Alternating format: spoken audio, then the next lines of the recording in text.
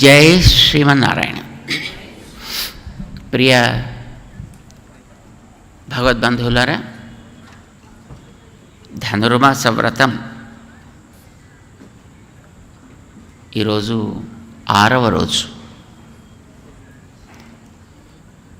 5 పాసురాలు ఒక్కొక్క సమూహంగా భావించి 6 5లు 30 పాసురాలు కలిగినటువంటి ఈ తిరుప్పావైని మనం ఆరంభం చేసుకుని మొదటి 5 పాసురాలని ఇందులో మనం ఇంతవరకు కూడా అనుసంధానం చేసుకున్నాం.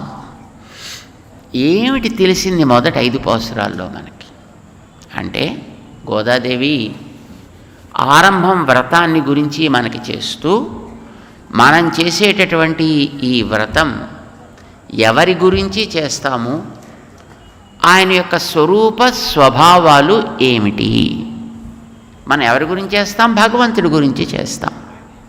భగవంతుడంటే ఎవరు? భగవంతుడంటే ఇప్పుడు బోల్డ్ అని వ్యాఖ్యానాలు ఉన్నాయండి. భగవంతుడంటే అది ఎవడి యందు ఫిక్స్ అయి ఉంటుందో వాడికి పేరు పెట్టాలంటే సంస్కృతంలో వ్యాకరణ నియమం ప్రకారము నారాయణ అవుతుంది. చూడండి, ఇంద్రుడు అన్నాం అనుకోండి, ఇంద్ర అన్నాం అనుకోండి, అర్థం ఏంటి?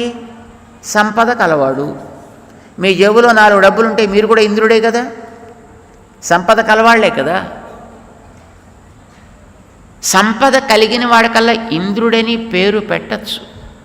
అది స్వర్గలోకాన్ని చూసేటటువంటి వ్యక్తిగా చెప్పే ఆయనకి ఆ పేరు పెట్టచ్చు. 4 పైసలు మీ జేబుల్లో ఉంటే మీకు కూడా పేరు పెట్టచ్చు.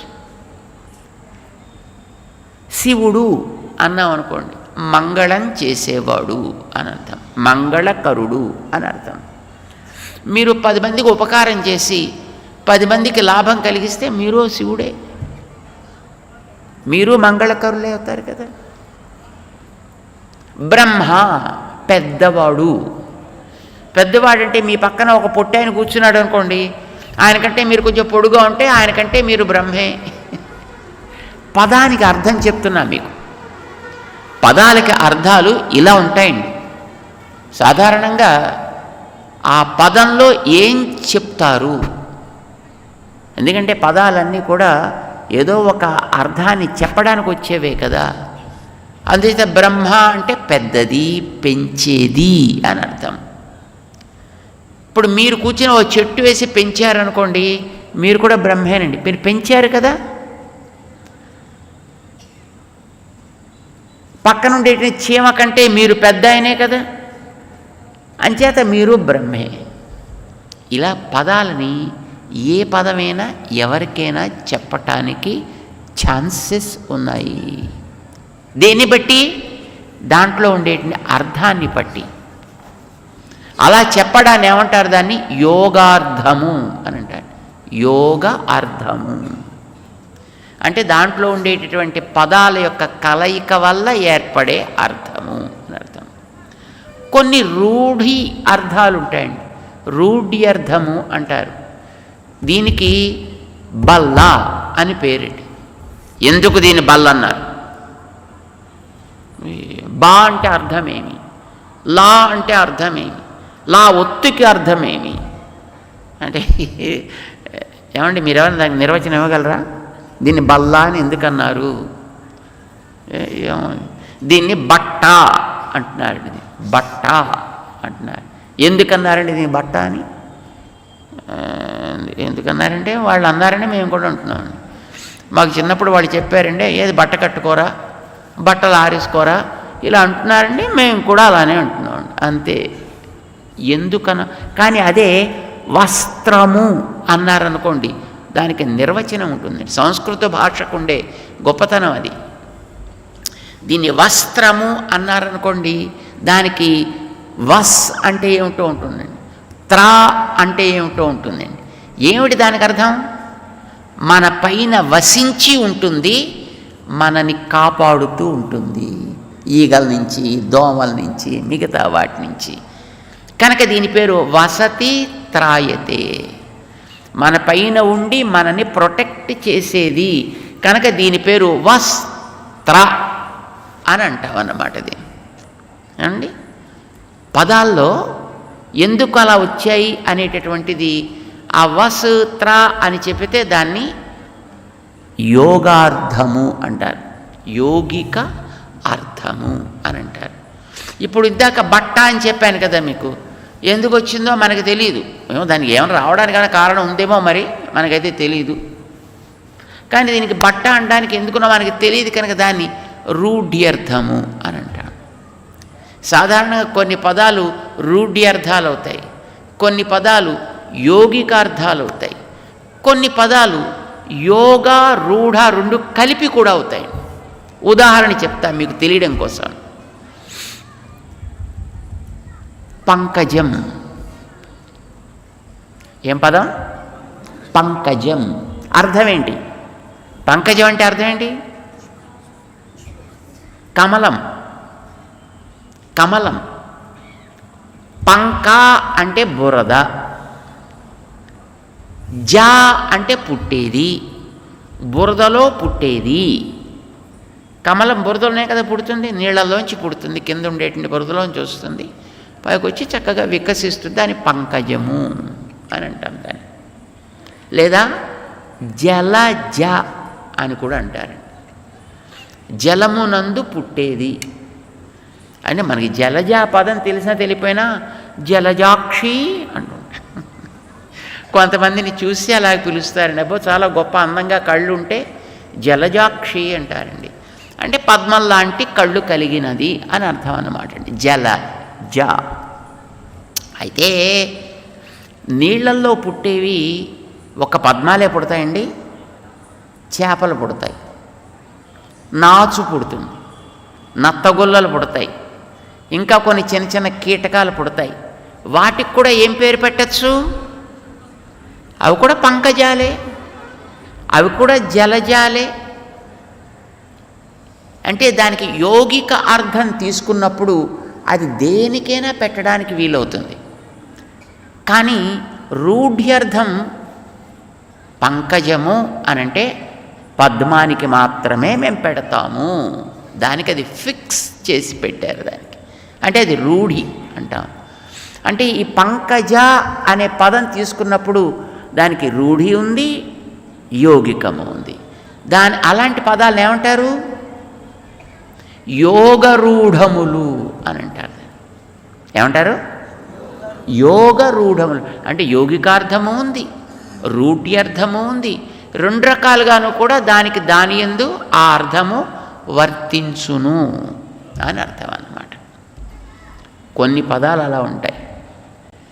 ఇంద్ర అనే పదం ఉందనుకోండి, అది సంపద కలవాడు ఎవడైనా ఇంద్రుడు కావచ్చు, కానీ ఆ స్వర్గంలో ఉంటాట కదా దేవతలకి లీడర్ట ఆయన ఎందు మాత్రం అది రూఢం. శివుడు లేదా శంకరుడు, శం శుభమును, కరుడు చేయువాడు, కనుక ఆయన పేరు శంకరుడు అని పేరండి. ఇది శుభం చేసేవాడు ఎవరికైనా పేరు పెట్టచ్చండి, మీరు ఏం తప్పేం లేదు. కానీ ఒక ఆయన యందు అది ఫిక్స్ అయ్యి ఉంటుంది. అది జటాజూటధారిగా, పార్వతీ పతిగా, కైలాసవాసిగా, నందీశ్వరుడిగా ఇలా ఉండేటువంటి ఓ ఆయనకి అది ఫిక్స్ చేసి పెట్టారు. ఇది కనుక ఆయన విషయంలో అది యోగ రూఢము అని అంటాం. అట్లానే ఏ పదమైనా ఎవరికైనా చెప్పచ్చండి, కానీ కొన్ని పదాలు అలా చెప్పడానికి వీలు కావండి. వ్యాకరణ నియమం ప్రకారము అలా చెప్పడానికి వీలు కాని పదం ఒకటి ఉందండి, అది నారాయణ అనే పదం అండి. మామూలుగా నారాయణ అంటే అర్థం ఏంటి? నారములకి ఆధారమైనవాడు. నారములంటే ఈ ప్రపంచంలో ఉండే వస్తువులన్నీ. ఈ వస్తువులన్నింటికీ ఎవడు ఆధారమో వాడి పేరు నారాయణ. ఎలా ఆధారం? లోపలుండే ఆధారమా, బయట ఉండే ఆధారమా? అది వేరు కావచ్చు. ఎందుకంటే కొన్ని లోపలుండే ఆధారం అవుతాయి, కొన్ని బయట ఉండే ఆధారం అవుతాయి. ఇప్పుడు బిందెలో మీరు నీళ్లు పోసారనుకోండి, నీళ్ళకి బిందె ఆధారము. ఎక్కడుండే ఆధారం? నీళ్ళకి బయట వైపు ఉండి ఆధారం.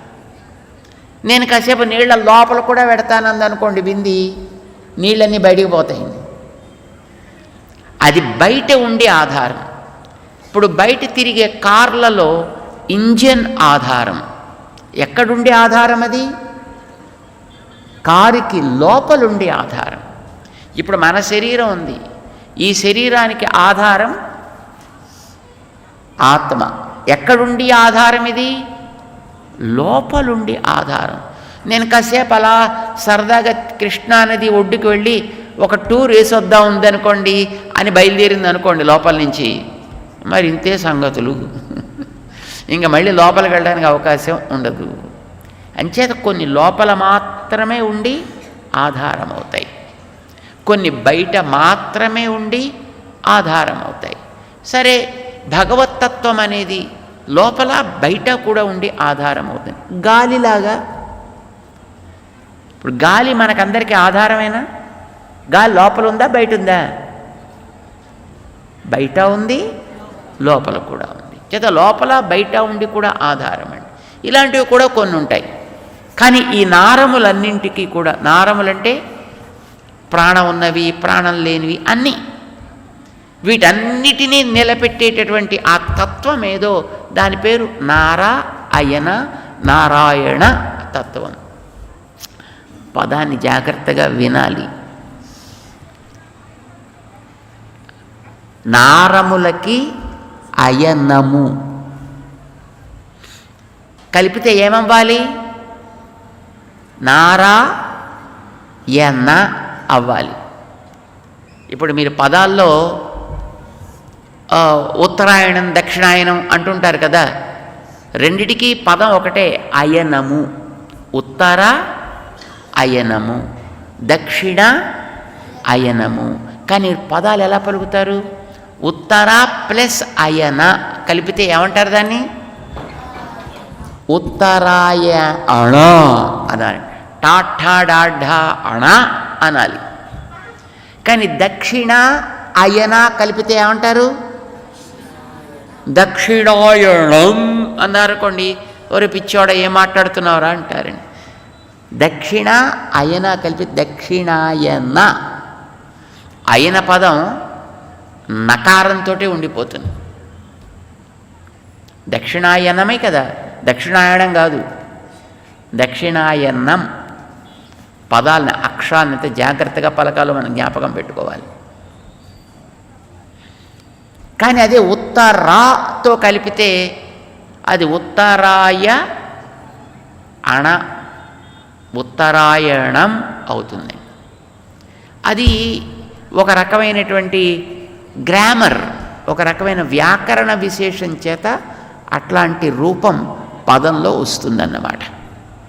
ఇప్పుడు నారా అయన కలిపితే ఏమవ్వాలి? నారాయణ అవ్వాలండి. అంతే కదా. అయనము, నారములకి అయనము ఏమవ్వాలి? నారాయణ అవ్వాలి. ఇందాక మేము చెప్పినట్టుగా యోగికార్థం ప్రకారం నారములకి అయనము ఆధారం అంటే ఇప్పుడు ఇది కూడా ఒక నారమేనండి. ఈ టేబుల్ ఇప్పుడు దీనికి ఆధారం కనుక ఇప్పుడు టేబుల్ని ఏమనొచ్చు? నారాయణం అనొచ్చండి. అలాగే ఇప్పుడు ఈ మైక్ ఉంది, ఇప్పుడు ఈ మైక్ ఉంది, ఈ రెంటికి కూడా ఇప్పుడు ఈ టేబుల్ ఆధారం. ఇప్పుడు 1 2 3 మూడింటికి ఇప్పుడు ఇది ఆధారమైంది కనుక ఇప్పుడు ఈ నారములన్నింటికి ఇది ఆధారమైంది కనుక దీన్ని ఏమనొచ్చు? టేబుల్ని. అలా చెప్పాలంటే దానిని నారాయణము అని అనాలండి. నారాయణ అనకూడదు, నారాయణము ఏ అవుతుందండి. కానీ ఒక్కడి విషయంలో మాత్రం అది ఎవడికైతే ఫిక్స్ అయి ఉంటుందో వాడి విషయంలో చెప్పాల్సిన సన్నివేశం వచ్చినప్పుడు మాత్రమే ఆ నా అనే అక్షరం అణ కింద మారుతుంది. ఎవడి విషయంలో అది ఫిక్స్ అయి ఉంటుంది? ఎవడు లక్ష్మీనాథుడో, ఎవడు శ్రియపతియో వాడి విషయంలో చెప్పాల్సి వచ్చినప్పుడు మాత్రం అది అణ కింద మారుతుంది. అప్పుడు నారాయణ అవుతుందండి. కాదండి, నేను ఇంకోటి ఎవడికో చెప్తానండి, నాకు ఇంద్రుడు అంటే చాలా ఇష్టం అండి, కనుక నేను ఇంద్రుడికి నారాయణ అనే పదాన్ని నేను వాడతా అని అన్నామనుకోండి, వాడచ్చు, తప్పేం లేదు. కానీ అప్పుడు ఆ పదం నారాయణ అయితే అంతే అవుతుందండి, నారాయణ అవదు. ఇది గ్రామర్లో ఉండేటటువంటి తమాషా అండి. ఆ ఒక్క పదానికి అంత గొప్పతనం ఉందండి. దానికి ఆ మంత్రం చెప్పిందండి మనకి గోదాదేవి. ఈ తిరుప్పావై వ్రతానికి మనం ఆధారంగా చేసుకోవలసిన మంత్రము నారాయణనే నమక్కే పరై తరువాన్. మనకు కావలసినటువంటి పురుషార్థమేదో, అంటే మనకి లభించాల్సినటువంటి ఉత్తమమైనటువంటి లాభమేదో దాన్ని నారాయణుడే ప్రసాదించును. కనుక ఒక మంత్రం చెప్పింది గోద. ఎక్కడుంటాడు? అంతటా ఉంటాడు. కార్మేని శంకణ్ కదిర్ మదియం పోల్ ముఖత్తాన్ ఇలా చెప్పిందండి. గుణాలుంటాయి, ఆయనలో అందం ఉంటుంది, ప్రేమ ఉంటుంది, అంతటా వ్యాపించి ఉంటాడు. దేవుడు అనేవాడు గుణరహితుడు కాడు. దేవుడు అనేటటువంటి వాడు రూపరహితుడు కూడా కాదు. కొంతమంది అంటారండి, దేవుడు నిరాకారుడండి, దేవుడు నిర్గుణుడండి అని అంటూ ఉంటారు. ఆయన నిరాకారుడు కాదు, మంచి ఆకారం ఉంది. ఆయన నిర్గుణుడు కాదు, అద్భుతమైనటువంటి గుణములు లెక్కలేనన్ని ఆయనలో ఉన్నాయి. అలాంటివాడు భగవంతుడంటే. అయితే ఆ భగవంతుడు ఏమి చేయును? మన కోసం దిగి వచ్చును, 5 రూపములలో ఉండును, 5 స్థానములని చేసుకొని ఉండును. దాన్ని మనవాళ్ళు రోజు ఉదయం పూట చదువుతూ ఉంటారు. ఏమని? పరత్వాది పంచకం అని చదువుతారు. మొట్టమొదటి దాంట్లో ఉద్యద్భాను సహస్ర భాస్వర పరవ్యోమాస్పదం నిర్మల జ్ఞానానంద ఘనస్వరూపమమల జ్ఞానాది విషడ్గుణై, 6 రకాలైనటువంటి గుణములతోటి కూడి ఉండును ఆయన. 6 ప్రధానంగా చెప్పారనుకోండి. 6 అంటే 6 అనే కాదు, 6 ఇంపార్టెంట్ కేటగిరీస్ చేశారు దాన్ని. మిగతా ఎన్ని గుణాలు వచ్చినా ఏదో ఒక కేటగిరీలోకి వాటిని జాగ్రత్తగా చేర్చి భావిస్తారన్నమాట. ఇది నారాయణ తత్వాన్ని గురించి మనకి చెప్పినటువంటిది. అది ఏమవుతుంది తర్వాత? క్రమంగా క్రిందకి దిగొస్తుంది. మనకు అందాలి కనుక ఎలా అందుతుంది? దాన్ని మళ్ళీ మన వాళ్ళు చెప్పారు. ఆమోదే భువనే ప్రమోదే ఉత సమ్మోదే చ. 3 స్థానాలు ఇంపార్టెంట్గా ఉంటాయి. ఏమిటవి? ఆమోద, సమ్మోద, ప్రమోద ఇలాంటి పేర్లతో ఉంటాయి అవి. ఎలా ఉంటాడు అక్కడ? సమ్మోదే చ సంకర్షణం ప్రద్యుమ్నంచ తథా నిరుద్ధమపి తాన్. ఆయన సంకర్షణ, ప్రద్యుమ్న, అనిరుద్ధ ఇలాంటి రూపాల్లో ఉంటాడు. ఏం చేస్తుంటాడే? సంహార సృష్టి స్థితి కుర్వాణాన్మతి ముఖ్య షడ్గుణవరై యుక్తాం స్త్రీయుగ్మాత్మకై. సృష్టి సంహారములను రక్షణను చేస్తూ ఉంటాడు. వేటితోటి? ఆయనకుండే 6 గుణాల్లో 2 2 2 తీసుకుని జ్ఞానశక్తి, బల, ఐశ్వర్య, వీర్య, తేజస్ అని 6 గుణాలండి.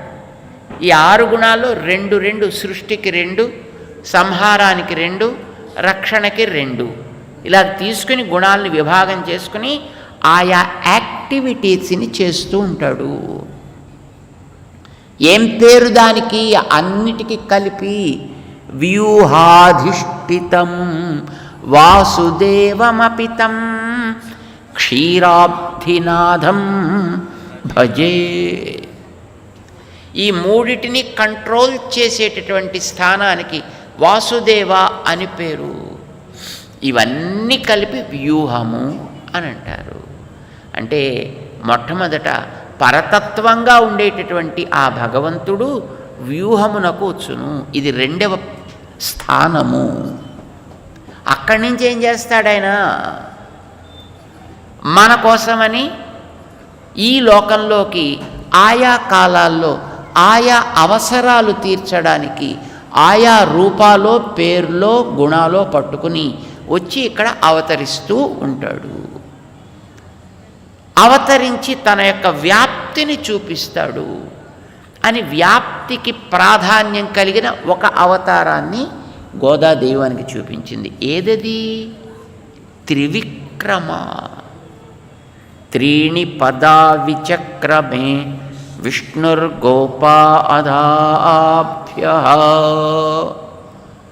3 పాదాలతోటి మొత్తం లోకాలన్నీ కొలిచి చూపించాడే, ఇట్లాగా అంతటా కూడా తాను వ్యాపించి ఉంటాడు. ఎందుకు? మనకి ఉపకారం చేయడానికి, మనకి ఉండే కష్టాలని తీర్చటానికి. వాటిని ఏమంటారు? అవతారములు అని అంటాము. అంటే మనలాగే వస్తాడు, మనలాగే కాళ్ళు చేతులు. ఆయనకి కాళ్ళు చేతులు ఉంటాయండి దేవుడికి? లేకపోతే నడకెలా కుదురుతుందండి? అంటే పావుకి కాళ్ళు చేతులు ఉంటాయండి? పావుకి కాళ్ళు చేతులు ఉంటాయా? మరి తిరుగుతుందా తిరగదా? ఎలా తిరుగుతుంది? అది తమాషా. మరి భగవంతుడికి కాళ్ళు చేతులు ఉంటాయా? ఏమో. ఆయన యొక్క పరస్వరూపంలో ఉండేటప్పుడు ఆయన ఆకారం ఇలా ఉంటుంది అనేది మనం చెప్పలేము, మన ఊహకే పైది.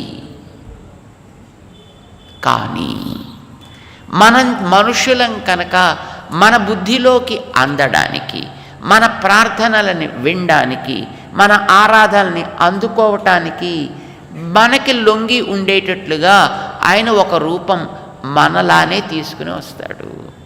అదే వామనుడై వచ్చాడు. అడిగాడు, తీసుకున్నాడు, పురుషోత్తముడయ్యాడు. కనుక పురుషోత్తముడై మన కోసం ఉపకారం చేయడానికి వచ్చేటటువంటి తత్వం భగవంతుడంటే. ఇది 3వ స్థానం. 4వ స్థానం ఏది అంటే ప్రతి వస్తువుకి లోపల ఉంటాడు అంతర్యామిగా. దానికి ఉండేటటువంటి గుణములని ప్రకాశింపచేస్తూ ఉంటాడు. 7వ అధ్యాయంలో భగవద్గీతలో ఈ మాట చెప్పాడండి. రసోహమప్సు కౌంతేయ ప్రభాస్మి శశి సూర్యయో అంటుంది. నీళ్లల్లో ఉండేటటువంటి రుచి కూడా నా వల్లనే నిలుస్తుంది. చంద్ర సూర్యులలో ఉండే కాంతి కూడా నా వల్లనే ప్రకాశిస్తుంది. ఇంకా చాలా చెప్పుకుంటూ ఒక లిస్ట్ ఇచ్చేశాడు మనకట్లాగా. వస్తువులకి, వస్తువుల యొక్క ప్రవృత్తులకి, స్వభావాలకి కూడా ఆధారమై తానుంటాడు కనుక అది ఎలా ఉంటాడో మనకి చెప్పడం కోసం అని మేఘాన్ని చూపించి, హే మేఘమా అంటే మేఘములో ఉండేటటువంటి అంతర్వర్తి అయిన ఆഴి మழை కన్నా, మా కోసం కృష్ణుడై దిగి వచ్చిన నువ్వే ఈ మేఘాల్లో కూడా ఉంటున్నావయ్యా అని మనకి అంతర్యామి తత్వాన్ని చెప్పింది. అది భగవంతుడి యొక్క 4వ స్థానము. ఆ తర్వాత అయితే ఈ 4 కూడా మనకు ఉపయోగం లేదండి. మనం వైకుంఠానికే పోలేము, అంటే పోతామేమో తెలీదు, కానీ పోయిన తర్వాత ఏం జరిగిందో చెప్పలేము. చెప్పడానికి మళ్ళీ మనం ఇక్కడ తిరిగి రాం, అంచేత మనకి వెళ్ళినా ఉపయోగం లేదు. పాల కడలిక పోలేం, ఎక్కడుందో మనకి దాని అడ్రస్ పూర్తిగా తెలీదు, తెలిసినా వెళ్ళేంత శక్తి మన దగ్గర లేదు. మన పక్కన ఉండేటటువంటి సూర్యుడు గారి దగ్గరికి వెళ్ళాలంటేనే ఎంత కష్టపడాల్సి వస్తుందండి. మన పక్కనుండే చంద్రుడి దగ్గరికి వెళ్ళాలంటేనే ఎంత కష్టపడాల్సి వస్తుందండి. ఇప్పుడు ఆ పక్కన ఆకాశంలో పాపం ఒక అమ్మాయి చిక్కుకుని ఉంది. అక్కడ ఒక స్పేస్ స్టేషన్లో ఆవిడ పట్టుకురావాలంటే దానికోసం మళ్ళీ ఒకటేదో తయారు చేసి పంపించాలి. పంపించి ఆ అమ్మాయిని మళ్ళీ పట్టుకుని రావాలంటే వాళ్ళు కింద మీద పాపం కుస్తీలు పడుతున్నారు. ఏమో ఫిబ్రవరి నాటికి అలాంటిది ఒక రాకెట్ తయారు చేసి పంపించి దాంట్లో పట్టుకొని రావాలని ప్రయత్నం చేస్తున్నారట. అంటే మనకు అంత ప్రయాణం చేసే అంత శక్తి, అన్ని పైసలు, అంత తెలివి ఇది మనకి ఈ కాస్త దానికే లేదు. ఇంకా మిగతా వాటి దగ్గరికి మనం ఎక్కడికి వెళతాం. అందుచేత మన కోసమే ఆయన దిగి రావాలి. ఆ రకంగా చూస్తే మనకి పాల్కడలి పనికిరాదు, వైకుంఠమో పనికిరాదు. పోనీ అవతారాలు చూద్దామా అంటే అవతారాలు వచ్చిన రోజుల్లో మనం కూడా ఉండే ఉంటాం. ఇక్కడ మనం ఎప్పుడు ఉంటాం కదా, జీవుడు ఎప్పుడూ ఉంటాడు. చేత మనం కూడా ఉండే ఉంటాం. కానీ ఆయన కంట పడకుండా ఎక్కడో దాక్కుని ఉంటాం మనం. అందుకోసం మళ్ళీ పుట్టాల్సి వచ్చింది. ఆయన మనకి ఎంతో ఉపకారం చేద్దామని అనుకున్నా ఆయన బారిన పడకుండా మనం ఉండి ఉంటాం. మళ్ళీ ఇప్పుడు ఇక్కడికి వచ్చి పుట్టాల్సి వస్తుంది. మళ్ళీ అవతారాలకి మనం వెనకబడిపోయాము. పాల్కడలిని మనం చేరలేము, పరమపదాన్ని మనం చేరలేము. పోనీ లోపల ఉండేవాడిని చూద్దామా, మనకి చాలా దగ్గర. పూర్ణమిదం అంటారు దీన్ని. ఇక్కడ ఉండేవాడు కూడా పరిపూర్ణమే. దేవుడు ఎప్పుడు దేవుడే కదండి. ఇక్కడున్న దేవుడే, అక్కడున్న దేవుడే. కానీ ఇక్కడ ఉండేవాడిని చూద్దాము అని అనుకుంటే ఇది మరీ కష్టం అండి. ఎందుకంటే వీడిని చూడాలంటే దానికోసం పెద్ద ప్రయత్నం చేయాలి, దానికోసం కూర్చోవాలి, సాధన చేయాలి, ఎంతో ధ్యానం, జపం, తపం. ఇని వందల వేల సంవత్సరాలు చేసిన వాళ్ళకు కూడా పాపం ఏమీ చూడటానికి పెద్దగా అనిపించలేదు, కనిపించలేదు. రామావతారంలో త్రేతాయుగంలో వాళ్ళు తపస్సులు చేశారండి. చాలా కాలం దీర్ఘ తపస్సులు చేశారు. ఏమీ వాళ్ళకి పాపం కనిపించలేదు. ఓంకారాన్ని తపస్సు చేస్తున్నారు వాళ్ళు. ఆ చేసేటటువంటి తపస్సు వాళ్ళ విషయంలో చక్కగా అనుకూల పడిందా అన్నట్టుగా రాముడు ముందు, మధ్యలో సీతమ్మ, చివర లక్ష్మణస్వామి, వీరు ముగ్గురు నడుస్తూ అడవుల్లో సంచరిస్తుంటే చూసినప్పుడు అమ్మో, మన ఉపాసన చేసే ఓంకారానికి ఇదా తాత్పర్యం. అకారం అంటే ఇతడా, ఉకారం అంటే ఈమె, మకారం అంటే ఇతడా, ఈ మూడు కలిస్తే ఓంకారమా? ఓ, అది ఇలా నడిచి పెడుతోందా, ఆహాహా అంటూ పొంగిపోయారు ఋషులంతా. తాము చేసే తపస్సుల యొక్క ఆకారం ఇన్నాళ్ళకి తమని కరుణించి ఎదుట కదలాడుతోంది అని గుర్తించి. ఆ రోజుల్లోనే అంత కష్టం అంటే త్రేతాయుగంలో. దాని తర్వాత యుగంలో కొంత పొల్యూషన్, ఇప్పుడు ఈ కలియుగంలో అయితే మొత్తం 100% పొల్యూషను. ఇలాంటి కలుషితమైపోయినటువంటి తిండి, కలుషితమైనటువంటి నీళ్లు, కలుషితమైన గాలి, కలుషితమైనటువంటి బుద్ధి, ఇన్ని కలిగి ఉండేటువంటి మనకి జపం, తపం అదేదో చేసి లోపల ఉండేవాడిని చూడడం ఎక్కడ సాధ్యం అవుతుంది కనుక. అంచేత అది మనకి సాధ్యం కానే కాదు. లోపల ఉండేది కూడా మనకి వ్యర్థమే. అంటే మనం పొందడంలో అది మనకు ఉపయోగపడదు. అది అక్కడ ఉండడం వ్యర్థం కాదు, అది ఉండకపోతే మనమే ఉండం. మరి దాన్ని మనం చూడాలంటే ఏం చేయాలి? దాని విషయంలో ఏదైనా మనం కొంత మనకుండేటటువంటి శ్రద్ధని చూపించాలంటే ఎట్లా అనంటే దానికి గోదాదేవి నిన్నటి 5వ పాటలో ఒక మార్గాన్ని చూపించింది. ఆయన మాయావి అయి ఉన్నప్పటికీ మధురా నగరంలో పుట్టేవాడైనా, నందగోకులంలో తేలేవాడైనా, యమునా తీర విహారం చేసేవాడైనా, తల్లి ప్రేమకి ప్రతీకగా యశోదమ్మని నిలబెట్టి తాను ఆ తల్లి ప్రేమ త్రాటికి కట్టుబడి ఉన్నాడు దామోదరుడు. ఇది గుర్తించవయ్యా చాలు. తల్లి ప్రేమకి తాను అలా కదలకుండా ఉండిపోయేటటువంటి స్వరూపం భగవంతుడిది. తల్లి భగవంతుణ్ణి తనలో పెట్టుకుని కాపాడేది. దాన్నే అంటారు మనకి యశస్సునిచ్చేది, కీర్తిని ఇచ్చేది మంత్రము. కనుక మంత్రానికే పేరు యశోద అని. ఆ మంత్రం కలిగి ఉండేటటువంటి వాడు ఆచార్యుడు. మంత్రం ఎవరి దగ్గర ఉంటుంది? పుస్తకాల్లో ఉండదండి మంత్రం. మంత్రం చదివేవాడి దగ్గర ఉంటుంది, మంత్రాన్ని జపించేవాడి దగ్గర ఉంటుంది. అది జపించేవాడు ఆచార్యుడు. కనుక ఆ మంత్రం అనే యశోద ఎప్పుడు కూడా ఆచార్యుడి దగ్గర ఉంటుంది. ఆచార్యుడు ఎట్లా ఉంటాడు? ఆనందము తానై ఉంటాడు. ఆనందమూర్తి అయినటువంటి భగవంతుణ్ణి భావిస్తాడు, తాను ఆనందిస్తాడు.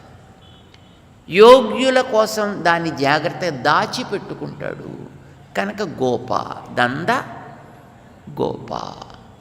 నందగోపుడు అనే ఆచార్యుడి ద్వారా, యశోదమ్మ అనే మంత్రము ద్వారా మనకి అందేటటువంటి దామోదరుడు మనకందరికీ ఉపాస్యుడు. అంటే మనందరం కూడా ఆరాధన చేయడానికి యోగ్యమైనటువంటి తత్వము సుమా. ఆయన్ని మనం ఆశ్రయించాలి. ఇది నిన్నటిదాకా మన ఆండాళ్ళ తల్లి చెప్పింది. ఆ భగవంతుడు మన కోసం ఇన్ని రూపాల్లో ఉంటాడు, మన కోసం అలా దిగొస్తాడు. ఎందుకంటే మంత్రం మనకి ఈవేళ ఎవరో కొత్తగా కనిపెట్టి రాసింది మంత్రం కాదండి. ఇప్పుడు కొత్తగా మంత్రాలను కూడా తయారు చేసేసుకుంటున్నారండి. మంత్రాలని, గాయత్రిని కూడా తయారు చేసేస్తున్నాయండి. ఒకడి పేరు ఏదో పుల్లయ్య గారు అనుకోండి, ఓం పుల్లయ్య నమః, అదో మంత్రం. అయ్యే మంత్రం కావాలంటే ఆ మంత్రం ఎలా అవుతుంది, దానికి రూల్స్ ఏమిటి, రెగ్యులేషన్స్ ఏమిటి అనేది కూడా పెద్ద పట్టింపు ఏం లేదండి. దానికి ఒక నమస్కారం చివరి చేర్చేస్తే అదో మంత్రం అయిపోయాయి. ముందర ఓంకారం, చివర నమస్కారం చేర్చేస్తే అది మంత్రం అయిపోయాయి అంతే. అంటే ఓం పుల్లయ్య నమః అంటాడు వాడు. అదేమిట్రా ఆయన అంటే అదంతే అంటాడు. ఇలాగా మంత్రాలు అనేటటువంటివి మనకి అప్పటికప్పుడు పుట్టేవి కావు. ఇది ఎప్పటి నుంచో వేదాల కంటే పూర్వం నుంచి తపస్సులు చేసినటువంటి మహనీయులు వాళ్ళ యొక్క తపస్సుకి ఫలితంగా సర్వత్ర వ్యాపించినటువంటి తత్వాన్ని ఏదో ఒక రూపంలో తమ హృదయ మందిరంలో దర్శించి, ఆ దర్శించిన ఆనందాన్ని ఒక మాటగా, ఒక భావంగా వాళ్ళు ఆహా అన్నట్టుగా అలా వాళ్ళు వ్యక్తం చేస్తే, ఆ వ్యక్తమైనటువంటి అక్షరాలు వారి తర్వాత వాళ్ళు విని జాగ్రత్తగా వాటిని సురక్షితంగా అట్టే పెట్టుకుని అది వాళ్ళకి ఎంతెంతో ఆనందాన్ని ఇస్తుంటే అనుకుంటూ ఆ తర్వాత వాళ్ళకి ఉపదేశం చేస్తూ ఒక పరంపరగా వస్తూ ఉండేటటువంటిది మంత్రం అంటే. అట్లా అనూచాన పరంపరగా వచ్చిన మంత్రం నారాయణ మంత్రము. ఎప్పటి నుంచి అండి ఇది? ఎప్పటి నుంచో తెలియదు. ప్రహ్లాదుడు పలికింది నారాయణ మంత్రమే, అంతకుముందు వాళ్ళు పలికింది నారాయణ మంత్రమే, అంతకుముందు ఇంకా ఎవరైనా ఉంటే వాళ్ళు పలికింది నారాయణ మంత్రమే. వేదాలని మనం అడిగినా అవునండి మేము కూడా అలాగే విన్నామండి. ఇది శుశ్రుమ పూర్వేషాం ఏనస్తద్విచ చక్షిరే అని అవి కూడా వేదాలు కూడా అట్లాగే అంటాయి. ఇది ఒక యమునా ప్రవాహంలో కొట్టుకొచ్చి నందగోకులం చేరిన కృష్ణుడిలాగా ఒక కాల ప్రవాహంలో మనదాకా వచ్చి చేరినది మంత్రమైతే, ఆ మంత్రాన్ని ఆవేళ ఋషులు దర్శిస్తే, వారు తమ శిష్య పరంపరకి అందిస్తే, ఆ శిష్య పరంపరలో వచ్చి తర్వాత వారికి అందించేవారు ఆచార్యులైతే, అలాంటి ఆచార్యుల ద్వారా మనకు వచ్చేటటువంటిది మంత్రము. నంద యశోదల ముద్దుల బిడ్డ చిన్నారి కృష్ణుడు, ఆయన ఇప్పుడు మన ఎదుట ఉన్నాడర్రా. అంచేత మనం ఆయన ముందర విశ్వసిద్దాం, ఆయన సాక్షాత్తు పరమాత్మ అని గుర్తిద్దాం. ఆయన కోసం ఇప్పుడు మనం ఈ వ్రతం చేస్తున్నాం. మనతో ఉండి ఈ స్నాన వ్రతాన్ని చేయించాల్సింది ఆయన. మనం ఆయన దగ్గరికి వెళ్ళాలి. ఆ వెళ్ళే శక్తి కూడా ఆయనే ఇస్తాడు, ఫలితాన్ని కూడా ఆయనే ఇస్తాడు. ఇది అందరికీ గోదాదేవి చక్కగా అర్థమయ్యేటట్లుగా చేయగలిగింది. ఇప్పుడు వీళ్ళందరూ కలిసి వీళ్ళకి ఒక క్లారిటీ వచ్చేసింది. ఇప్పుడు తాము చేసే వ్రతానికి స్నానవ్రతం అని పేరు, దానికి నియమాలంటూ పెద్దగా ఏమీ లేవు. ఏది సామాన్యంగా మన జీవితానికి ఉండే నియమాలు అవే నియమాలు. విలాసాలు లాంటి వాటిని కాస్త దూరంగా పెట్టాలి. పెద్ద ఎక్కువగా విలాసవంతంగా గడపకండి, సామాన్యంగా గడపండి. ఇది చెప్పి కలిగే ఫలితం మొత్తం అద్భుతమైనటువంటి, అంటే వానలు కురుస్తాయి, పంటలు పండుతాయి. అయితే వీళ్ళకి అవేం అక్కర్లేదండి. గోపికలకి అవన్నీ ఎందుకండి? గోపికలకి కావలసింది ఎవరు? కృష్ణుడు. కానీ మరి అవన్నీ వస్తాయంటున్నారు కదా, వస్తాయి, ఫలితాలన్నీ వస్తాయి, రానివ్వండి. మాకైతే అవసరం లేదు కనుక ఎవరికి అవన్నీ ఊరి వారందరికీ మొత్తం వాటిని పనిచేస్తారు. అందరికీ లాభం కలగాలి కనుక అందరికీ పంచుతారు. ఇది పారోర్ పుగడ, లోకమంతా అనుభవించి ఆనందించాలి. ఇది ఈ వ్రతానికి లక్ష్యం. సరే, మరి మనకు ఉండేటటువంటి ప్రాచీనమైనటువంటి మనం పెట్టుకున్నటువంటి సంపాదించి పెట్టుకున్నటువంటి పాపాలు గీపాలు వాటి గురించి మీరేమీ బెంగపడక్కర్లేదు. వాడి పేరుని మనం పలికితే చాలు నోరారా. మనం విన్నాం, నారాయణాయేతి నామ అస్తి, నారాయణాయేతి నామ అస్తి, వాగస్తి వశవర్తిని. నారాయణ అనే పదాన్ని కనుక మనం పలకగలిగితే, పలికినటువంటి మహనీయులు వాళ్ళు నరకానికి పోనక్కర్లేకుండా తరించారట. అయినప్పటికీ నీ లోకంలో ఎందుకండి ఇంతమంది ఇలా నరకం పాలవుతున్నారు అంటే ఏం చేస్తాం? వాళ్ళకి నామం పలకాలని రుచి ఉండాలి కదా, శ్రద్ధ ఉండాలి కదా. మీరింతమంది వచ్చారా శ్రద్ధ కలిగి అని గోదాదేవికి బ్రహ్మాండమైనటువంటి ఆనందం అన్నమాట. ఇంతమంది మనమంతా ఉన్నాం వ్రతానికి అని అందరినీ సిద్ధపరిచింది, అందరికీ వ్రతాన్ని గురించి చెప్పింది, అంతా రెడీ అయ్యారు. అయితే కృష్ణుడు చెప్పింది అందరిని కలిసి రమ్మన్నాడు. చూస్తే ఓ 10 మంది లేరండి దాంట్లో. అసలు నందగోకులంలో ఎన్ని ఇళ్ళు ఉండేవో మీకు ఏమైనా ఐడియా ఉందా? నందగోకులంలో చిన్న విలేజ్ అండి అది. ఎన్ని ఇళ్ళు ఉంటాయి విలేజెస్ అంటే? సింపుల్గా ఓ 5 లక్షలండి. 5 లక్షలు. ఎంతమంది జనాలు ఉన్నారో మీరు ఊహించుకోండి. ఒక్కొక్క ఇంటికి ఒక్కొక్క గొల్లపిల్ల మీరు వేసుకున్నా ఎంతమంది గొల్లపిల్లలు? Minimum 5 lakhs minimum. ఒక్కొక్క ఇంట్లో ఒక్కొక్క పిల్లే ఉండాలి నియమం అండి. చెప్పలేం కదా. ఒక్కొక్క ఇంట్లో 2 ఉండొచ్చు, ఒక ఇంట్లో 3 ఉండొచ్చు. మీరు ఒక్కొక్కళ్ళే ఒక్కొక్క ఇంటికి వేసుకుంటే గోపికల సంఖ్య 5 లక్షలు. మరి 5 లక్షల మంది అక్కడ చేరుంటే సరిగ్గా 10 మందే లేరనే విషయం గోదాదేవికి ఎట్లా తెలిసిందండి అని అడిగారండి మన వాళ్ళు. పెద్దవాళ్ళు ప్రశ్న వేశారు. ఇప్పుడు 10 మంది లేరరా, మనం వాళ్ళు లేకుండా మనం ఎలా వెళ్ళిపోతాం? వాళ్ళని కదా తీసుకుని వెళ్ళాలి మనతో పాటును. అయితే పదండి అంతా వాళ్ళు లేపి కొడదామని ఈవేళ పడుకున్నటువంటి గోపికల్ని లేపటానికి మొత్తం మన గోపీజనం అంతా ఆ పవళించినటువంటి గోపికా గృహానికి వెళ్ళి ఆవిడ్ని ప్రార్థన చేసి పిలుస్తారు ఈవేళ 6వ పాటలో. అయితే ఈ లోపలికి వెళ్ళే ముందర ఒక 2 డౌట్స్ వస్తాయి మనకి. సంశయాలు ఉండకూడదన్నాం కదా, సంశయాన్ని తీరిపోవడం అవసరం. ఏమిటా డౌట్స్? ఏమంటే 5 లక్షల మంది ఉంటే కరెక్ట్గా 10 మందే లేరనే విషయం ఎట్లా గుర్తించిందండి? వీళ్ళకేమైనా ఇప్పుడు చూడండి, ఆఫీసులోకి వెడుతుంటే అక్కడ ముందర లోపలికి వెళ్ళేవాడిని వాడి కంటినో లేకపోతే వాడి చేతి వేలునో లేకపోతే అరచేతినో ఏదో ముద్ర తీసుకుని సరే వెళ్ళిపోవచ్చు అని పంపిస్తుంటారు. అట్లాగా ఏమిటి, ఎవరైనా 10 మంది మాత్రమే లేరు అని వీళ్ళ కింద స్కానింగ్ చేసి చెప్పారండి, లేకపోతే how could she identified that only 10 or not there? ఎలా గుర్తించి ఉంటుందండి ఆండాళ్?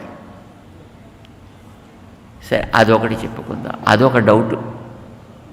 ఇక రెండవది, కృష్ణుడంటే అందరికీ ప్రేమే కదండి. నందగోకులంలో ప్రేమ లేని వాళ్ళు ఎవరూ లేరు. అయోధ్యలో అందరికీ రాముడంటే విపరీతమైనటువంటి ప్రేమ. నందగోకులంలో కృష్ణుడంటే అందరికీ ప్రేమ.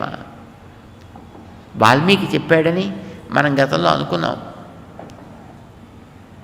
ఏమిటది అంటే, ఆ ఊళ్ళో రామ అనంటే కరగని వాళ్ళు లేరుటండి. రామో రామో రామ ఇది ప్రజానాం అభవన్ కథా రామభూతం జగదభూత. ఎక్కడ చూసినా రామ, ఎక్కడ రాముణ్ణి అంతగా ప్రేమించారు. కృష్ణావతారంలో అక్కడ ఉండేటువంటి వాళ్ళు కూడా కృష్ణుని అంతగానూ ప్రేమించారు. మరి అంతగా ప్రేమించి ఈనాళ్ళకి కృష్ణుడి యొక్క సాక్షాత్కారం కలిగి వీళ్ళకందరికీ కృష్ణుడితో హాయిగా మాట్లాడుకుని ఇంకా తెల్లవారడానికి రెడీగా ఉంది. అలాంటి టైంలో లోపల పడుకున్నటువంటి వాళ్ళకి అసలు నిద్ర ఎట్లా పట్టిందండి? నిద్ర పట్టింది అంటే అర్థం ఏంటి? వాడికి దాని మీద అంత శ్రద్ధ లేదు, అంతే కదండి. అంత శ్రద్ధ ఉంటే వాడికి నిద్ర పడుతుంది, వాడికి పట్టనే పట్టదు, పోవాలి. అంటే మరి కృష్ణుడి విషయంలో కొంతమందికి ప్రేమల్లో ఏమో కాస్త తారతమ్యాలు ఉన్నాయండి. కొందరికి కొంచెం ప్రేమ, కొందరికి ఎక్కువ ప్రేమ, కొందరికి మరీ ఎక్కువ ప్రేమ, అలాగేమైనా తేడాలు ఉన్నాయండి. నిజానికైతే అలా ఉన్నట్టుగా లేదు. మరి కొంతమంది లోపలికి ఇండ్లకి వెళ్ళిపోయి అక్కడ ఎందుకు పడుకున్నట్టు అని అడిగారు. వీటికి మన పెద్దవాళ్ళు అద్భుతమైనటువంటి సమాధానాలు ఇచ్చారండి. ఏమేమిటది అంటే, నిజానికి కృష్ణ ప్రేమ అందరికీ సమానమే, అందులో లోపం అయితే ఏం లేదు. కానీ కృష్ణ ప్రేమ అనేది ఒక మత్తు పదార్థం లాంటిదండి, ఒక మాదక ద్రవ్యం లాంటిదన్నమాట. అదేం చేస్తుందంటే ఒక్కొక్కరి విషయంలో ఒక్కొక్క రకంగా పనిచేస్తుందండి. బహుశా మీకు కూడా తెలుసు అనుకుంటా. తెలుసునా మీకు ఎవరికైనా? ఇప్పుడు కొంతమంది ఇప్పుడు ఈ మాదక ద్రవ్యాలు పుచ్చుకుంటారు కదండి. వాడు కొంతమంది ఎలా ఉంటారంటే పుచ్చుకుంటే నార్మల్గానే పని చేసుకుంటూ ఉంటాడు, మాట్లాడుతూ ఉంటాడు, తిరుగుతూ ఉంటాడు, అన్నీ చేస్తుంటాడు. కానీ కొంతమంది ఎలా ఉంటారండి, వాడు అక్కడే పట్టుకొని ఇలా ఊగుతుంటాడు, లేలా ఊగుతుంటాడు. కొంతమంది ఎవడు పిచ్చి వాళ్ళలాగా ఆడుతూ ఉంటారండి. అంటే తాగే ద్రవ్యం ఒకటే అయినా అది ఒక్కొక్కళ్ళ విషయంలో ఒక్కొక్క రకంగా పనిచేస్తుంది. ఇప్పుడు మన వాళ్ళు చెప్తారండి మనకి, ఓపియం పేరు ప్రేమ ఉన్నారా? ఓపియం, దాన్ని ఇప్పుడు ఈ హోమియోలో చిన్న చిన్న పిల్స్ లాగా తయారు చేస్తారు. ఆ మందులు కూడా తయారు చేస్తారు. అయితే అది మనుష్యులు వేసుకుంటే వీళ్ళకి నిద్ర వస్తుందిటండి. కానీ అదే పిల్లి తిందనుకోండి, దాన్ని హైపర్ యాక్టివ్ అయిపోతుంటండి. అది హైపర్ యాక్టివ్ అయిపోతుంటండి. అంటే ఒకటే పదార్థం ఒక్కొక్కళ్ళ విషయంలో ఒక్కొక్క రకంగా పనిచేస్తుంది. ఇప్పుడు మీ అందరికీ తెలుసును, మత్తు పదార్థాలు అన్నీ చెడ్డవి కాదండి, కొన్ని మత్తు పదార్థాలు చెడ్డవి. అసలు మత్తు పదార్థాల వల్ల ఏమవుతుంది? మాదక ద్రవ్యాల వల్ల ఏమవుతుంది అంటే బుద్ధి అంతా దాంట్లో నిండిపోయి అసలు వీడు చేయవలసిన పనులన్నీ మొత్తం పూర్తిగా పోతాయి. ఇలా చెప్తుంటారు కదండి. మత్తు పదార్థాలు తీసుకుంటే వీడి హానికే హానికరం కదా. కొండు విన్నోర్ పెరుమాన్ తిరుప్పాదం పడింది. మంచి వైదికులైనటువంటి శ్రద్ధాళువులైనటువంటి మహానుభావుల్ని మనం ముందు పెట్టుకొని వాళ్ళతోటి భగవంతుడి దగ్గరికి వెళ్ళడం మనకెప్పుడు శ్రేయస్కరం. ఎందుకంటే మనని చూస్తే, మనలో ఉండే దోషాలు చూస్తే ఆయనకు కోపం రావచ్చు, కానీ పెద్దల్ని చూస్తే భగవంతుడికి ఆ రకమైనటువంటి కోపం రాదు కనుక ప్రేమ కలుగుతుంది. కనుక వారి యందు తన ప్రేమ ప్రసరించినప్పుడు వారి వెనకాతలు నేను కూడా వారి వాడిని అని ఉంటే అది నీ దగ్గరికి కూడా వచ్చే అవకాశం ఉంటుంది. అందుకోసమనే మన వాళ్ళు ఈ లోపలుండి మంచి చక్కటి శ్రద్ధ కలిగిన గోపికలుగా ఉండేవాళ్ళని ప్రార్థన చేసి తమ వైపు తిప్పుకుని బయలుదేరుతారు. దానికి కూడా ఒక రకమైన నిద్ర అనే పేరండి. అయితే మనకొచ్చే నిద్ర మనలో తమో గుణం ఎక్కువగా ఉండడం చేత అలసటతోటి వస్తుంది మనకి నిద్ర. అంచేత మన నిద్ర తామస నిద్ర. కానీ అలాంటి మహనీయుల నిద్ర తామస నిద్ర కాదు, అది సాత్విక నిద్ర అని అంటారు. అంటే మొత్తం మనలో ఉండేటటువంటి రజస్సుని తమస్సుని శుద్ధి చేయగలిగినటువంటి సత్వం వారిలో నిండి ఉంటుందన్నమాట.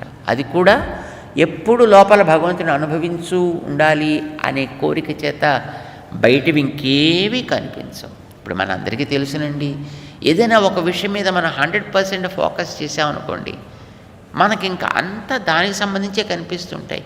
ఇంకా ఇతరమైన వేటి మీదకి మన దృష్టి పోనే పోదు. అయితే మనకు అట్లాంటి స్థితి ఒక 5 నిమిషాలు 10 నిమిషాలు అరగంట లేకపోతే 1 నిమిషమో 2 నిమిషాలు మాత్రమే ఉంటుంది. కానీ మహానుభావులకి అది నిరంతరము సాగుతూనే ఉంటుంది. కనుక అలాంటి మహనీయులు ఒక్కసారి మనకేసి చూస్తే మన నిద్రపోతుంది, మన చీకట్లు తొలగిపోతాయి, మనలో కూడా జ్ఞాన భాస్కరుడు ఉదయిస్తాడు, మనకి తత్వ సాక్షాత్కారం కలుగుతుంది. అందుకు అట్లాంటి మహనీయుల్ని ముందు పెట్టుకుని వెళ్ళాలి. పైగా దేవుడి మీద ప్రేమ కలిగిన వాళ్ళు ఎప్పుడు కూడా ఊరికే నోరు మూసు కూర్చోలేరండి. పక్కన ఎవరైనా దొరికితే వాళ్ళతో పాటు కలిసి చక్కగా భజన చేస్తుంటారు, భగవంతుడిని పాడుకుంటూ ఉంటారు. వాళ్ళు పరస్పరం బోధయంత కథయంతశ్చ మాం నిత్యం తుష్యంతి చ రమంతి చ.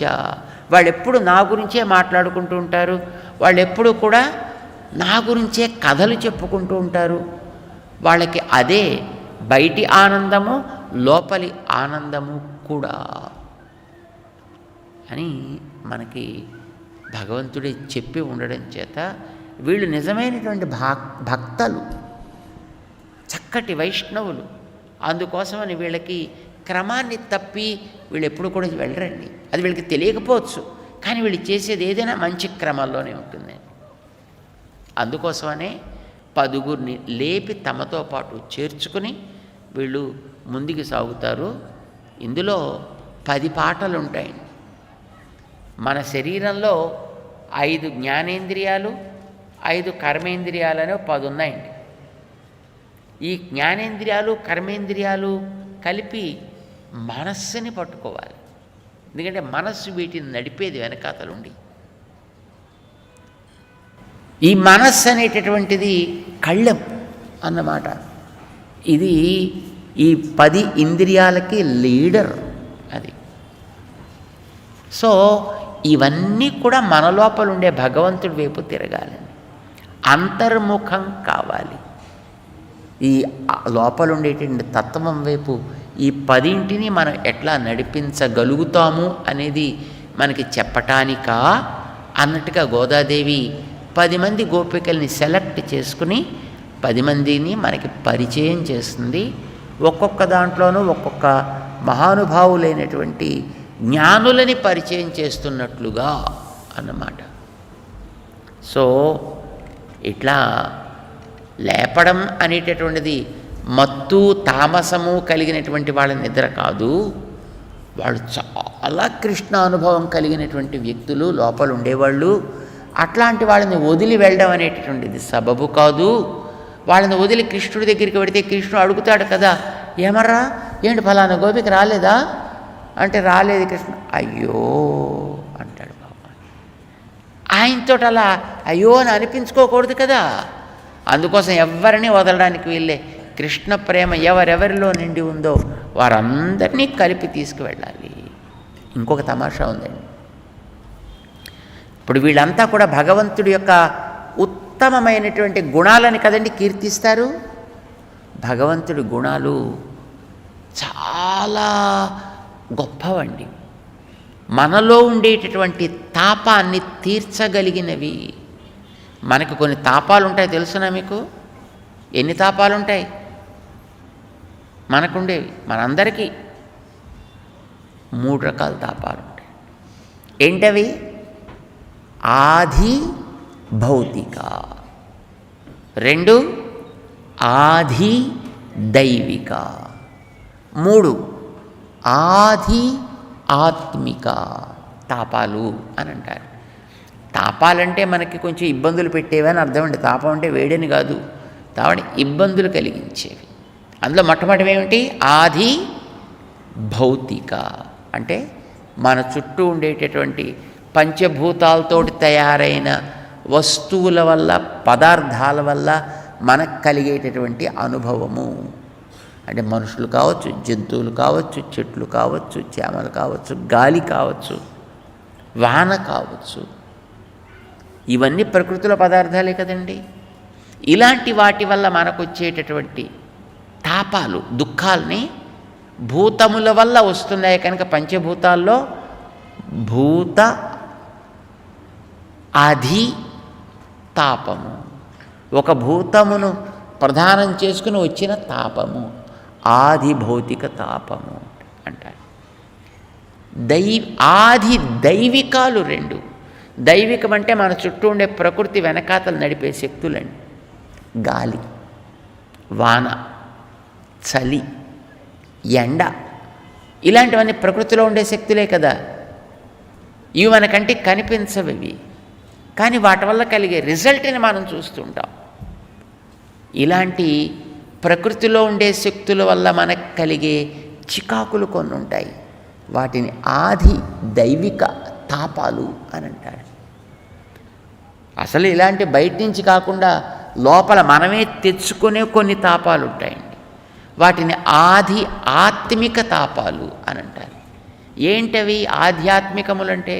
మనమే కోరి తెచ్చుకునేవి. అంటే మనకుండే దాంతో తృప్తి లేక ఈ పక్క వాళ్ళను ఆ పక్క వాళ్ళను చూసి అయ్యో నాకు అట్లాంటిది లేకపోయిందే, వాడికి ఎందుకు ఉండాలి అట్లాగా, ఇలాంటి కొన్ని బాధలు కలుగుతుంటాయండి అప్పుడప్పుడు మనుషులకి. పోటీ, స్పర్ధ. చాలామందికి లోకంలో నాకు లేదని ఏడుపు కాదుటండి, పక్కవాడికి ఉందే అని ఏడుపుటాడు. కనుక వీడికి తనకు వస్తే ఆనందం కాదండి, పక్కవాడి దగ్గర ఉండేది పోతే వీడికి సగం ఆనందం. లోకంలో ఉండేటువంటి వ్యక్తులు అట్లా ఉంటారు. ఇది ఎక్కడ, దేనివల్ల వచ్చిన లోపం? ఇది మనస్సులో ఆలోచనలో వచ్చేటువంటి లోపం, తను కోరి తెచ్చుకునే తాపం. ఇప్పుడు ఎవరినో చూసి వీడికి అసూయ కలుగుతుంది, ఈర్ష్య కలుగుతుందండి. అయ్యో నాకు కూడా అంత భవనం ఉంటే బాగుండు, నాకు కూడా అలాంటి కారు ఉంటే బాగుండు, నాకు కూడా అలాంటి ఏదో పైసలు ఉంటే బాగుండు, నాకు కూడా అట్లాంటి పదవి ఉంటే బాగుండు. ఇది వీడు కోరి తెచ్చుకునేటటువంటి దుఃఖం కదండి మనస్సులో. వీడు ఎలా ఉండాలో అలానే ఉంటాడు, ఎంత ఉండాలో అంతే ఉంటాడు. వీడు ఏడ్చినా ఏడవకున్నా వచ్చే మార్పు అయితే ఏం ఉండదు. అది వీడు గుర్తించాలన్నమాట. ఇది ఒక తాపం అంటారు దీన్ని, మనం తెచ్చుకునేది, లోపల నుంచి వచ్చేది. 3 తాపాలు. ఈ తాపాలని తగ్గించాలంటే మనకి భగవంతుడి యొక్క గుణములే ఆధారం, అవే మనకు కావాలి. ఈ గుణములు అనేవి ఎన్నో ఉన్నాయి కనుక అది ఒక పెద్ద ప్రవాహం లాంటిది. ఆ ప్రవాహం చల్లటి నీళ్ల ప్రవాహం లాంటిది. ఇప్పుడు మనకిక్కడ బాగా తెలియదండి, ఎందుకంటే మనకి ఇక్కడ ఈ ప్రాంతంలో మనకి పెద్ద చలి అనేది ఏం పెద్దగా లేదు ఇక్కడ. ఏమండి, నీళ్లు కూడా బాగానే ఉన్నాయి, హాయిగా చన్నీళ్ళు పోసుకున్నా ఇక్కడ హాయిగా సుఖంగానే ఉందండి. కానీ మీరు ఇక్కడి నుంచి హైదరాబాద్ వెళ్ళారనుకోండి కొంచెం తెలుస్తుందండి. అక్కడ మామూలుగా చన్నీళ్ళు పోసుకోవడానికి ఉండదండి, నీళ్ళు ముట్టుకుంటే చల్లగా ఉంటాయి. మేము ఇక్కడికి రావడానికి ముందర అక్కడికే వెళ్ళి వచ్చామండి. ఒక పూట ఉన్నాం అక్కడ, ఓ అనిపించిందండి అక్కడ. అదే ఏ హిమాలయాలకు మీరు వెళ్ళారనుకోండి, ఇంకా చల్లగా ఉంటాయండి. ఆ నీళ్ళలో మనకి దిగడమే కష్టం.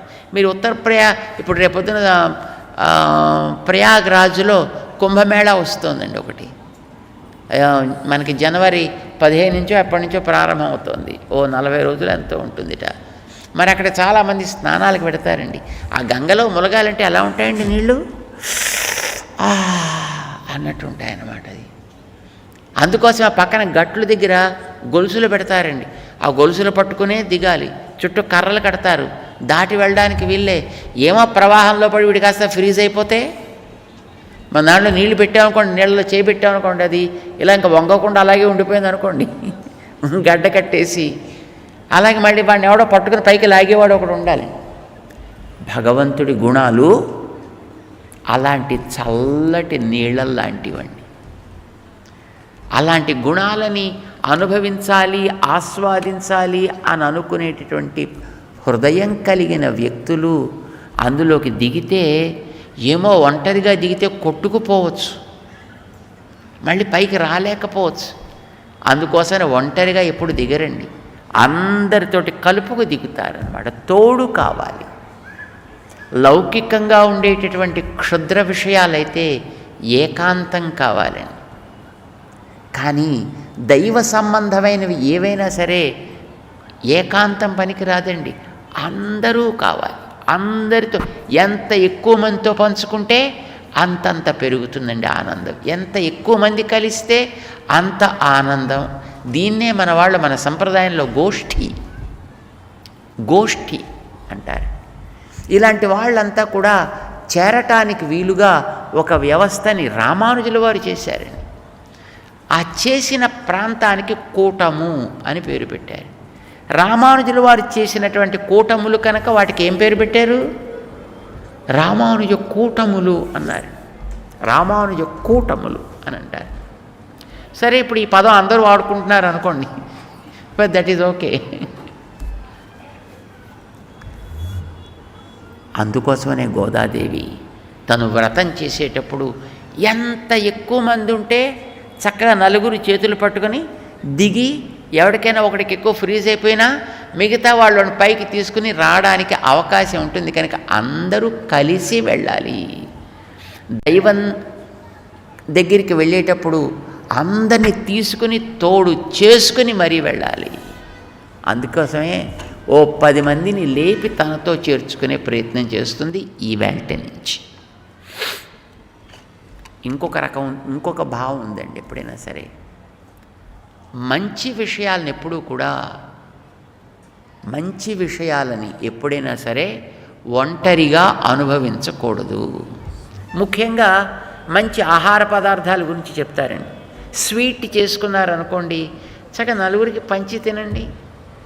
నలుగురిని కూర్చోబెట్టి నలుగురికి మీరు 4 లడ్డూలు పెట్టారనుకోండి, అబ్బాయి లేదండి అక్కడ 40 మంది ఉన్నారనుకోండి, పోనీ చక్కగా లడ్డూని చిదిపేసి దాన్ని బూందీలాగా తయారు చేసేసి తలో కాస్త పెట్టేసిన తర్వాత చివరికి మీకు మిగలలేదనుకోండి, అయినా మీకు అది ఆనందమేనండి. మధురమైన పదార్థాలు అందరికీ పంచి వాళ్ళంతా దాన్ని ఆస్వాదిస్తూ ఆహా ఆహా అంటుంటే మనకి మిగలకపోయినా మనకి లేకపోయినా ఆనందమేనండి. ఏమండి? ఏక స్వాదు న భుంజీత అని నియమం అండి సంస్కృతంలో. మంచి పదార్థాలు ఎప్పుడు కూడా ఒంటరిగా పనికిరాదు అనుభవించటానికి, 10గురితో పంచుకోవాలి. అందుకే గోదాదేవి ఆ 10గురిని తమతో మామూలుగా మనందరికి కూడా ఒక మాట ఉంది కదండి, మన తెలుగులో కూడా ఉంది, 10గురాడు మాట పాడి అయి ధర చెల్లు అంటుంటారు. అందుకోసమనే మన గోదాదేవి ఈ వేళ నుంచి ఓ 10 మందిని తమతో పాటు చేర్చుకుని ఆ తర్వాత వీళ్ళు ఏదైతే కృష్ణుడి దగ్గరికి వెళ్ళాలని అనుకున్నారో అక్కడికి వెళ్ళే ప్రయత్నం చేస్తారు. ఈ వేళ నుంచి ఒక్కొక్కరిని లేపడానికి, ఎందుకంటే అక్కడ చూస్తే ఎంతకీ 10 మంది కనిపించలే, అంచేది మొదట ఆవిడ దగ్గరికి వెడదామని అనుకున్నారు. సరే వీళ్ళంతా మొదటి గోపిక ఇంటి దగ్గరికి వచ్చారు. మరి లోపలుండి పడుకుంది ఆవిడ, తలుపులు వేసుకుంది. లేపాలంటే ఏం చేయాలి? తెల్లారిందా? అప్పుడే తెల్లారింది అంటే ఇప్పుడే కదా నేను వచ్చి పడుకున్నాను అంటే చూడు అప్పుడే సూర్యుడు ఎంత పొద్దు పొడిచాడో, చూడప్పుడే అందరూ అందరి వైపులకి వెళ్ళి ఇలాంటివి కొన్ని గుర్తులు చెప్పాలి కదండి. అంచేత మన వాళ్ళు తెల్లవారటానికి కొన్ని గుర్తులను చెబుతున్నారు, ప్రాభాతికమైనటువంటి కొన్ని సంకేతాలను ఇస్తున్నారు. ఈవేళ మొదటి గోపికని లేపుతూ మన ఆండాళ్ళ తల్లి 3 గుర్తులు చెప్తుందండి. అవి ఏమిటో మన పాసురంలో విందాం. ముందుగా ఒకసారి పాటని మనం అందరం కలిసి పాడదాం. ఆండాళ్ తిరువడిగళే శరణం, పుళ్ళుం సిలుంబినగాన్ புள்ளரையன் கோயிலில் வெள்ளை வெளி செங்கின் பேரரவம் கேட்டிலையோ பிள்ளாய் எழுந்திராய் பேய் முலை நஞ்சுண்டு கள்ளச்சகடம் கலக்கழிய காலோச்சி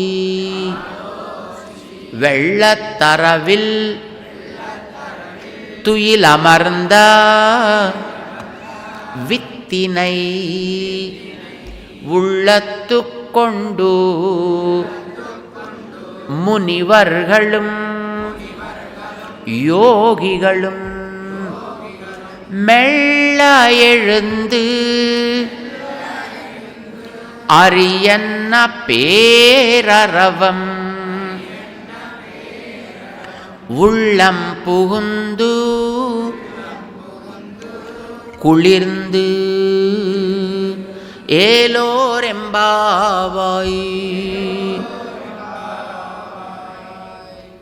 ఇదండి పాసురం, అందమైన పాసురం.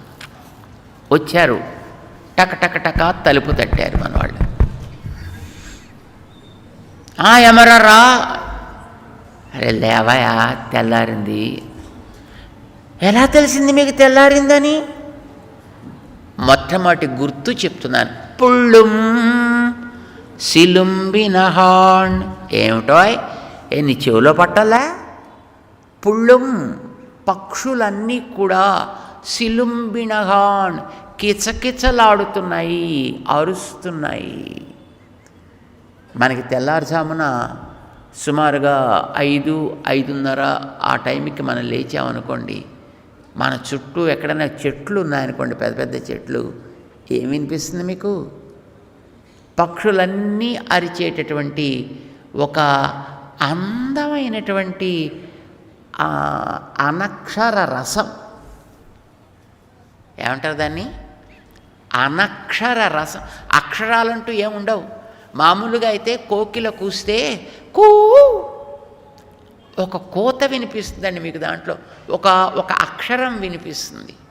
కాకి అరిచిన కా కా ఒక అక్షరం వినిపిస్తుంది. కానీ పక్షులన్నీ కలిసి ఒకసారి మెలకు రాగానే రెక్కల్ని విదిల్చుకుంటూ, మనకి ఇండ్లల్లో చూడండి, పొద్దున్న మనం బెడ్ మించి లేవగానే ఇలా చేతులు విరుచుకుంటూ మనకు ఉండేటటువంటి కాస్త ఆ బద్ధకాన్నంతా తీర్చుకుంటూ ఇలా ఏదో అంటుంటారు కదండి. అలాగా పక్షులన్నీ కలిసి చేసేటటువంటి ఒక ధ్వని. అది అక్షరాలంటూ ఏముండవు దాంట్లో, అక్షరరహితమైనటువంటి ఒక రసం, అనక్షర రసం అంటారండి దాన్ని. వినడానికి ఎంత బాగుంటుందండి. మేము చూసామండి ఒకసారి, ఏదో అమెరికా లాంటి దేశాల్లో అసలు ఇలా పక్షుల అరుపుల్నే రికార్డ్ చేసి మానసిక ప్రశాంతత కోరుకునే వాళ్ళ కోసం అమ్ముతారండి. అవి కొన్ని వేలల్లో లక్షల్లో కొనుక్కుంటారన్నమాట. అంటే అది అంత అందంగా, అంత ఆహ్లాదకరంగా ఉంటుందన్నమాట. అది చెప్తోంది గోదాది. పుళ్ళుం సిలుంబినగాన్, పక్షులన్నీ అరుస్తున్నాయా. తెల్లవారడానికి అది గుర్తు కాదా అంది బయట నుంచి మన ఆండాడు. లోపల ఆవిడేం తక్కువ తినలేదండి.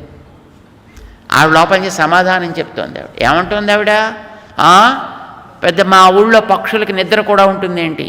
ఎందుకంటే మీలాంటి వాళ్ళందరూ చేరి ఆ చెట్ల కింద ఓ ఓ ఓ అని గోల పెడుతుంటే ఆ పక్షులు పాపం నిద్రపోతాయా ఏంటవి? కనుక అవి కూడా పాపం నిద్ర లేకుండా ఎప్పుడూ అరుస్తూనే ఉంటాయి. అంచేత అది తెల్లవారటానికి సంకేతము కాదు సుమా అని మన వాళ్ళు ఆ లోపల ఉండేటువంటి ఆవిడ దాన్ని అంగీకరించాల. అప్పుడు మన వాళ్ళు ఏం చేస్తున్నారు? ఇంకొక గుర్తు చెప్తున్నారు. ఏంటది?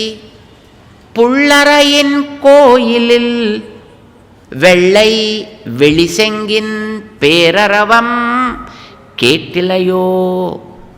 పిళ్ళాయ్, ఏం పిళ్ళాయి పిచ్చి పిల్ల, నువ్వు మరీ బొత్తిగా చిన్ని పిల్లవాయ్, నీకు తెలీదు.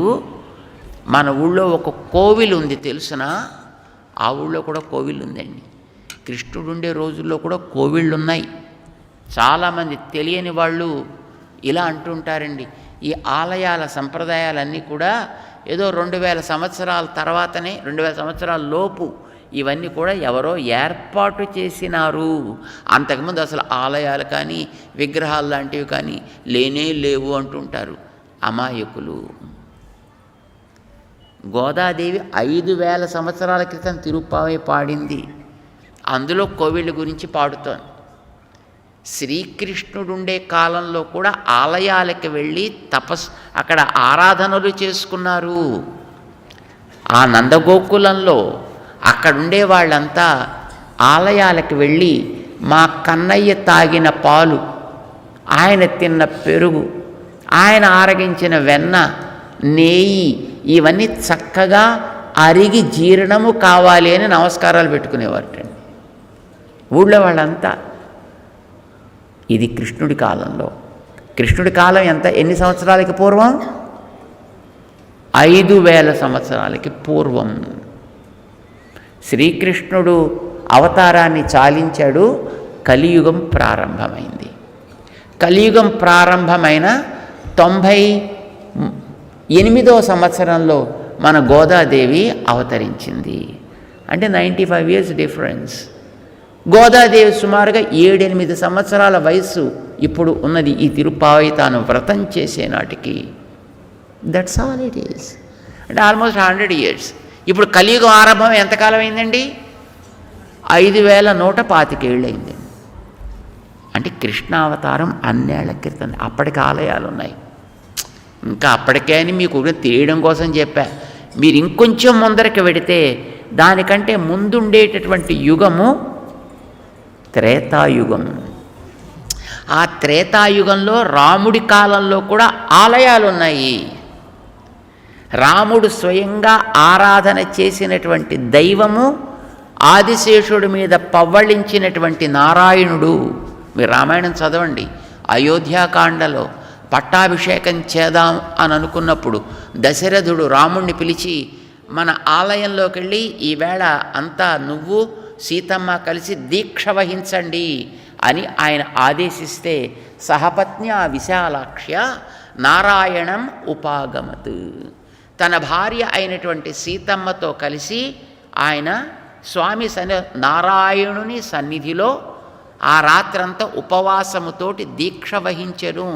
సీతమ్మ రాముడికి చేసుకునే ఆరాధనలో తోడుండెను. ఇది మనకి రామాయణం చెప్తాం.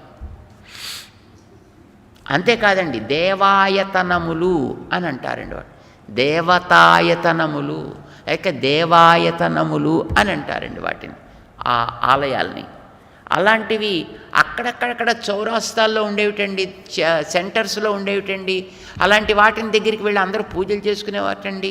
రాముడికి రేపు పట్టాభిషేకం జరుగుతుంది అని తెలియగానే జనాలందరూ కూడా వాళ్ళ వాళ్ళ గుళ్ళకి వెళ్ళి అక్కడ పూజలు చేసినారు అని మనకి రామాయణం చెప్తోంది.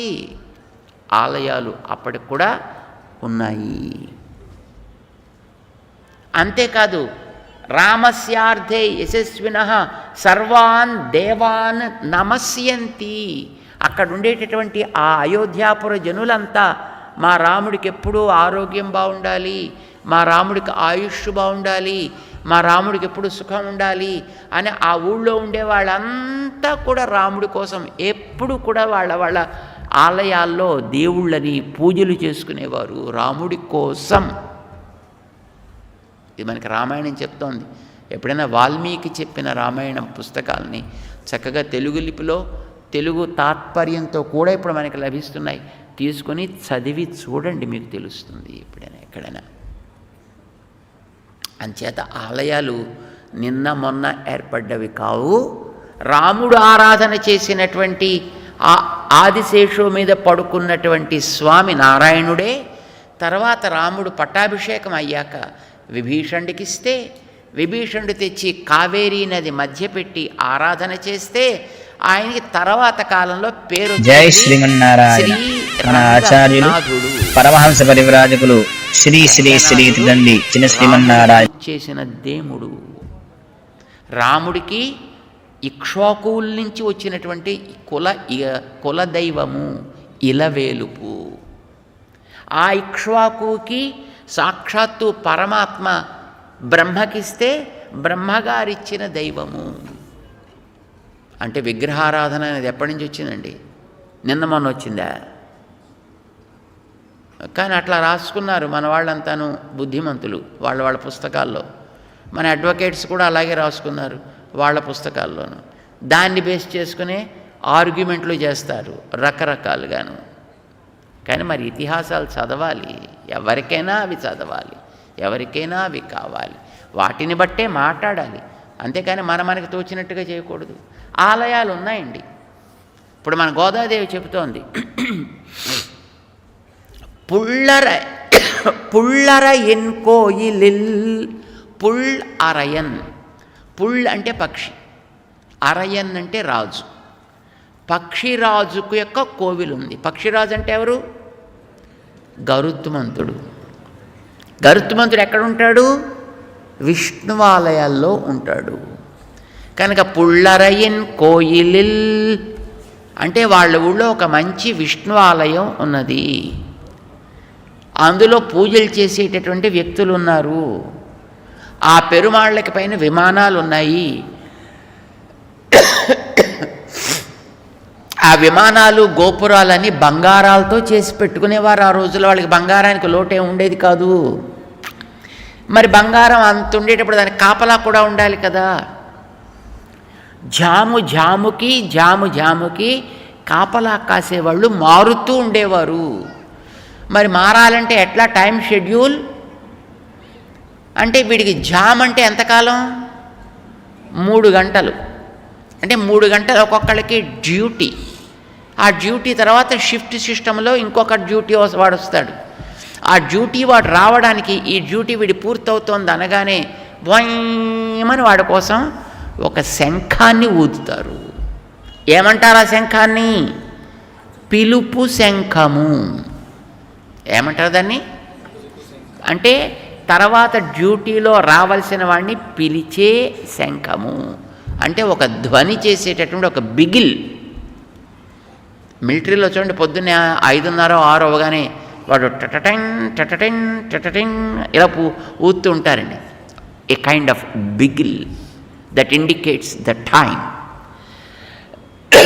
or it is calling for the next shift people.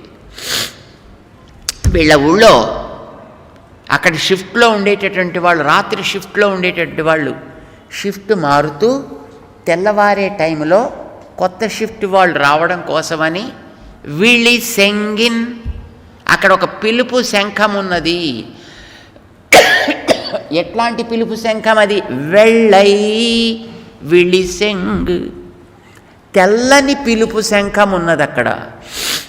పిలుపు శంఖం అంటే చాలు, అది తెల్లగా ఉందా ఎర్రగా ఉందా ఏ రంగు అయితేనేమిటండి. తెలుపు అనేది అక్కడ ఒక వ్యర్థ విశేషణం. అయినప్పటికీ గోదాదేవి చెప్పిందంటే అందులో ఏదో ఒక తాత్పర్యం ఉన్నది అని అర్థం అన్నమాట. వెళ్ళై విళిసెంగిన్, తెల్లటి పిలుపు శంఖము యొక్క ధ్వని అదేనన్నీ ఇచ్చి వినపడలేదా? పెద్ద ధ్వని అవుతుంది. అందరికీ వినిపిస్తుంది. డ్యూటీ వాళ్ళు వచ్చి జాయిన్ అవుతారు, మిగతా వాళ్ళకి మేలుకోవడానికి పనికొస్తుంది.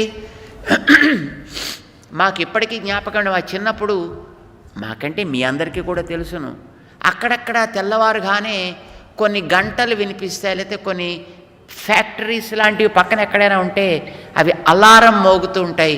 ఓహో ఇంత టైం అయింది కాబోలు ఇప్పుడు అని దాన్ని బట్టి ఆ చుట్టుపక్కల ఉండేటువంటి వాళ్ళు గుర్తిస్తూ ఉంటారు. అదిగో అలాంటిదన్నమాట. అది ఏం చేస్తోంది? పేరరవం, పెద్ద ధ్వని చేస్తోంది. కేటిలయో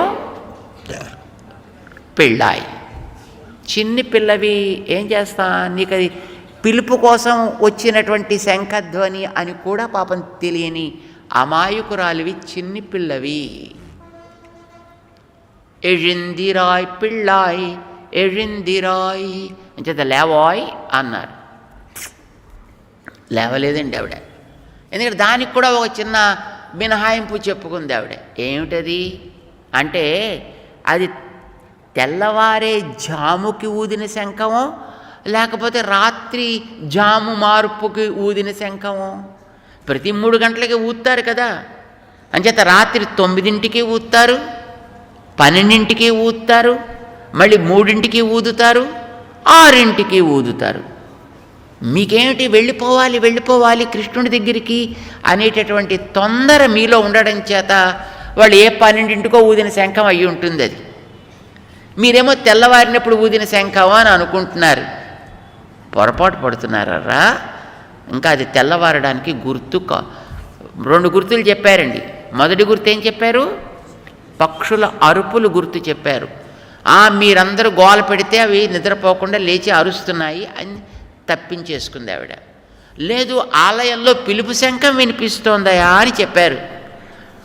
అది ఏ 12ంటికో ఊదే శంఖం కాబోలు, అప్పటి డ్యూటీ మారేవాడి కోసం పిలిచే శంఖమే తప్ప తెల్లవారినప్పుడు 6ంటికి వచ్చేవాడిని పిలిచే శంఖపు ధ్వని అయి ఉండదు. అంచేత అప్పుడే తెల్లారలేదని మళ్ళీ ఈవిడ గట్టిగా దుప్పటిని ముసుగేసుకుని పడుకుంది.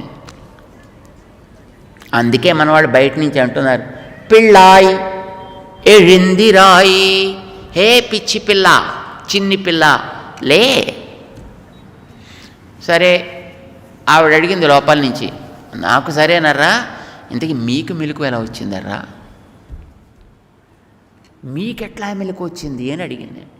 అంటే, అయ్యో మన ఊళ్ళో మన గోశాలల్లో చాలామంది మునులు యోగులు వీళ్ళంతా ఉన్నారోయ్.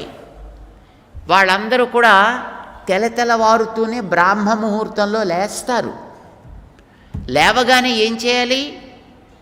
తెల్లవారుజామున లేవగానే ఏం చేయాలండి? భగవన్నామాన్ని స్మరించాలి. ఏమని? హరి హరి హరి అని హరినామ సంకీర్తనతో చేయాలి. పొద్దున్నే మీరు ప్రాతస్మరణ దేంతో చేస్తారు? హరిర్హరతి పాపాని, 8 సార్లు హరినామాన్ని స్మరించాలి అని మనకి ప్రహ్లాదుడు చెప్పాడట. అందుకోసం మన వాళ్ళు ప్రొద్దున్న లేస్తూనే హరిర్హరతి పాపాని హరిర్హరతి పాపాని అనుకుంటూ హరినామాన్ని ఓ 8 సార్లు హరిరిత్యక్షరద్వయం హరిరిత్యక్షరద్వయం అంటూ చదువుకుంటుంటారు. హరియష్టకాన్ని చదువుతారు మన వాళ్ళంతా. వాళ్ళు హరినామాన్ని తలుచుకుంటూ లేస్తారు. వాళ్ళు ఒకళ్ళు ఇద్దరు కాదు కదండి. ఎందుకున్నారు అసలు వీళ్ళ గోశాలల్లో మునులు యోగులు ఎందుకున్నారండి? అసలు మునులంటే ఎవరండి? యోగులంటే ఎవరండి? మునులు అంటే తలుచుకుంటూ మనస్సులో మననం చేసుకుంటూ అలా అందులో మగ్నమై ఉండిపోయేవాళ్ళు మునులు అని అంటారు. మరి యోగులంటే ఎవరండి? ఆ మనసులో తలుచుకున్నప్పుడు కలిగిన ఆనందం వాళ్ళని ఒకచోట కూర్చోనివ్వకుండా ఏదో చెయ్యాలి అని లోపల తపన పెంచితే ఏదో చేయడం కోసం బయలుదేరేవాళ్ళు. పనులు చేసేవాళ్ళు యోగులు, మననం చేసుకుంటూ ఉండేవాళ్ళు మునులు. ఇలా 2 రకాలుగా ఉంటారండి భగవంతుడిని తలుచుకునేవాళ్ళు. అసలు వీళ్ళంతా గోశాలలో ఎందుకున్నారండి? అంటే మరి ఏం చేస్తారు? యోగులు మునులు అంతా కూడా శ్రీకృష్ణుడు తత్వం, పరతత్వం మా ఊళ్ళోకి వచ్చి ఇక్కడ తిరుగుతోంది అని తెలిసి శ్రీకృష్ణ దర్శనం కోసం వీళ్ళిండ్లకి వస్తారు. ఎవరిండ్లకి? యశోదమ్మ ఇంటికి వస్తారు. కానీ కృష్ణుడు ఎక్కడుంటాడు? యశోదమ్మ ఇంట్లో ఉండడండి. యశోదమ్మ ఇంట్లో దొరకడండి. ఎక్కడుంటాడు ఈయన? గోవులని దూడలని పాలించడం కోసం వాళ్ళ గృహాల్లో సంచరిస్తూ ఉంటాడు. ఏ సమయంలో అంటే ఉదయం తెల్లవారుజామున వాళ్ళ ఊళ్ళల్లోనండి పెద్ద పెద్ద ఎడ్లని పెద్ద పెద్ద ఆవుల్ని మేపే డ్యూటీ పెద్దవాళ్ళకి ఇచ్చేవారు. చిన్న చిన్న దూడలన్నిటినీ మేపేటటువంటి డ్యూటీ కృష్ణుడికి ఇచ్చేవారు. అంచేత కృష్ణుడిని కూడా వాళ్ళ అమ్మ నాన్న ఊరికే వదిలిపెట్టలేదు. అట్లాగా ఈయనకు కూడా వాళ్ళకి ఇంట్లో చేసేటటువంటి వృత్తి ఏదో ఆ వృత్తిలో వీళ్ళు ఉండాల్సిందే, డ్యూటీ చేయాల్సిందే అని పొద్దున్నే చిన్న చద్దన్నపు మూట చేతిలో ఒక కర్రకి పెట్టి భుజం మీద ఎక్కించి వెళ్ళు దూడల వెనకాతల కన్నిన్ పిన్నే పో అని దూడల వెనకాతల పంపించేది వాళ్ళ అమ్మ కూడా. ఆ దూడలన్నిటినీ సేకరించుకోవడం కోసం ఈయన ప్రతి ఇంటికి వెళ్ళి గోశాలల్లో ఉండే దూడలన్నిటినీ తెచ్చుకునేవాడు. సాయంకాలం మళ్ళీ అన్నిటినీ మళ్ళీ వాళ్ళ ఇళ్ళలో కట్టాలి కదా, అందుకోసం సాయంకాలం పూట వాళ్ళ ఇండ్లకి వెళ్ళి అక్కడక్కడ దూడలన్నింటినీ కూడా కట్టేసి మళ్ళీ తన ఇంటికి తాను తిరిగి వచ్చేవాడు.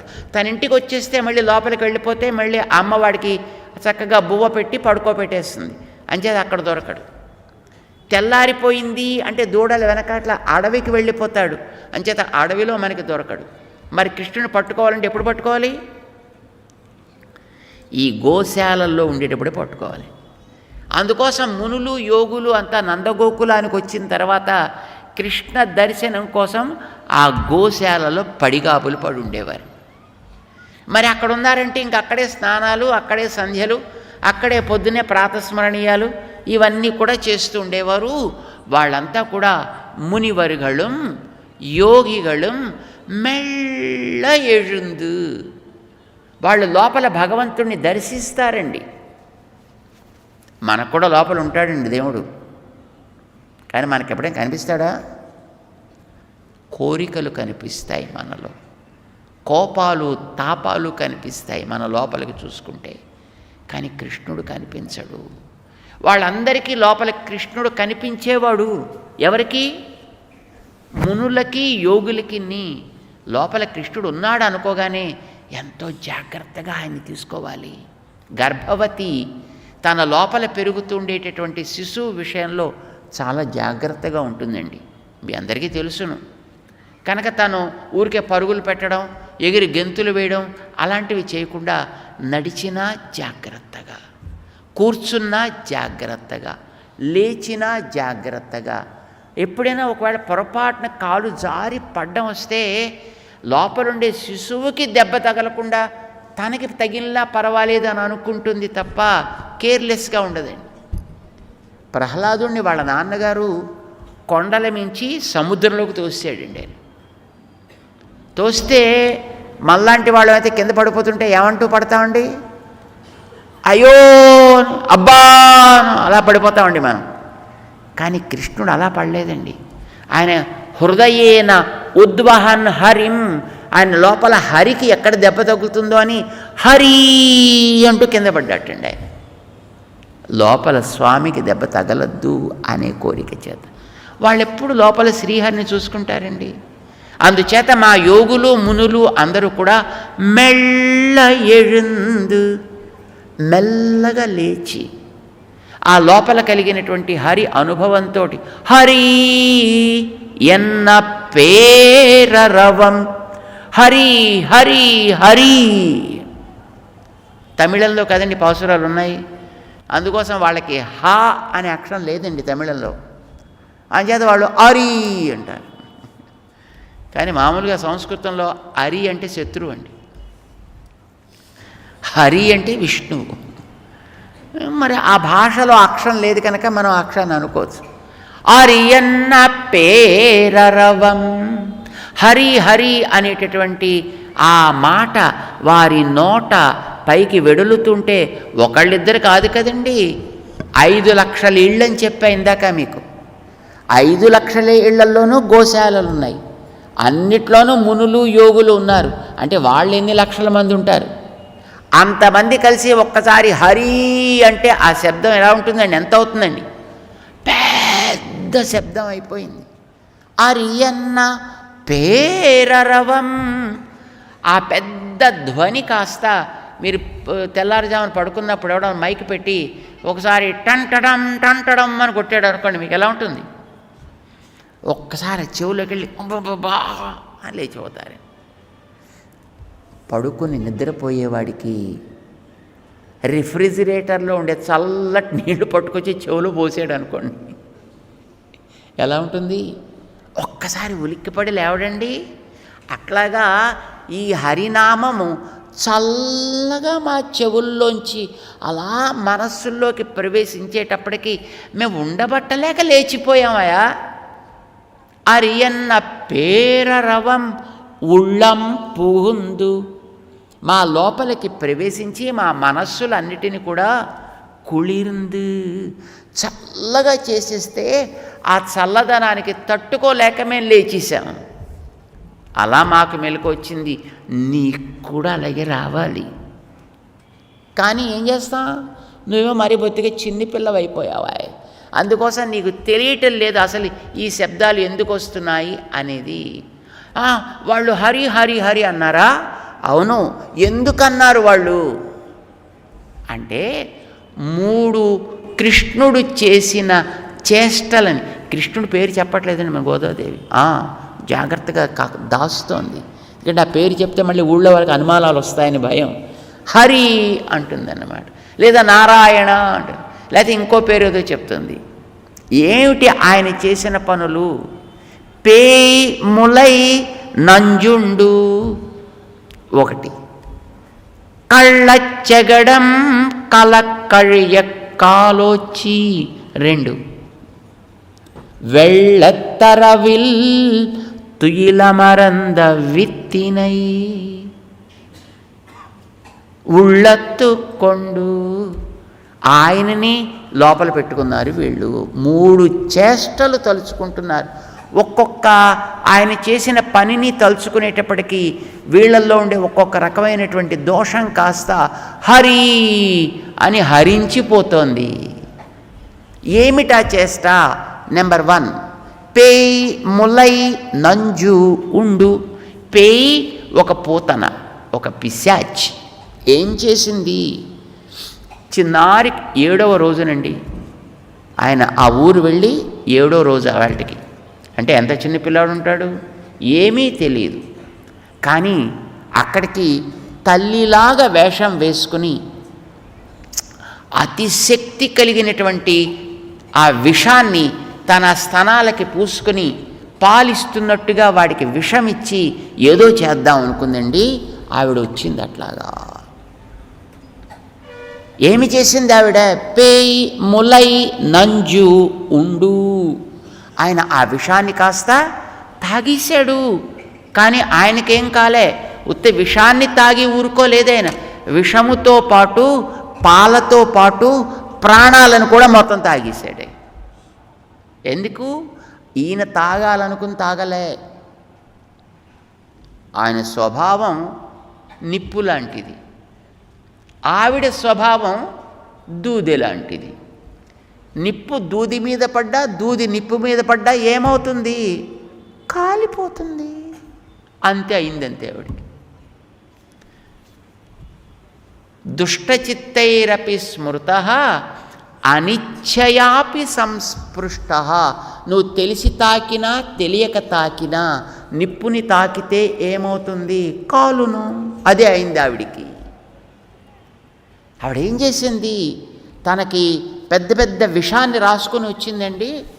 కానీ తమాషా ఆవిడ చేసిన పని ఏంటంటే, తల్లిలాగా లేకపోతే లోపలికి వెళ్ళనివ్వరు కదా, అంటే తను కూడా ఒక అందమైనటువంటి గోపికలాగా వేషం వేసుకుని ఆ పిల్లవాడిని చూడటానికి అన్నట్టుగా లోపలికి ప్రవేశించింది. కానీ కృష్ణుణ్ణి తీసుకుని చేతిలో చూసేటప్పటికీ ఆ కృష్ణుడు ఒకసారి ఎవరి చిన్నపిల్లాళ్ళు కదండి, అలా ఎవరు చూసినా ఒక్కసారి ఇలా ఆ నోరు తెరిచి చిన్న చిరునవ్వులు నవ్వుతారు. ఆయన కూడా అలాగే చిరునవ్వు నవ్వాడండి. ఆ నవ్వు చూసేటప్పటికీ ఎంతైనా ఆవిడ కూడా ఒక జీవే కదండి, మెస్మరైజ్ అయిపోయిందండి. ఆవిడ మైమరచిపోయింది అంతేను. కానీ అప్పటికే ఆలస్యం అయిపోయింది. అప్పటికే పాలు త్రావించేయాలి అని ఆవిడ ప్రయత్నం చేస్తోంది. కానీ కృష్ణుణ్ణి చూచినప్పుడు కలిగినటువంటి ఆ ప్రేమతో, అయ్యో నేను విషం పూసుకొచ్చానే, అయ్యో ఎంత తప్పు చేశానని పాపం లోపల బాధ కలిగించండి పూతనకి. కానీ అప్పటికే పాలు ఇవ్వడం అయిపోయింది.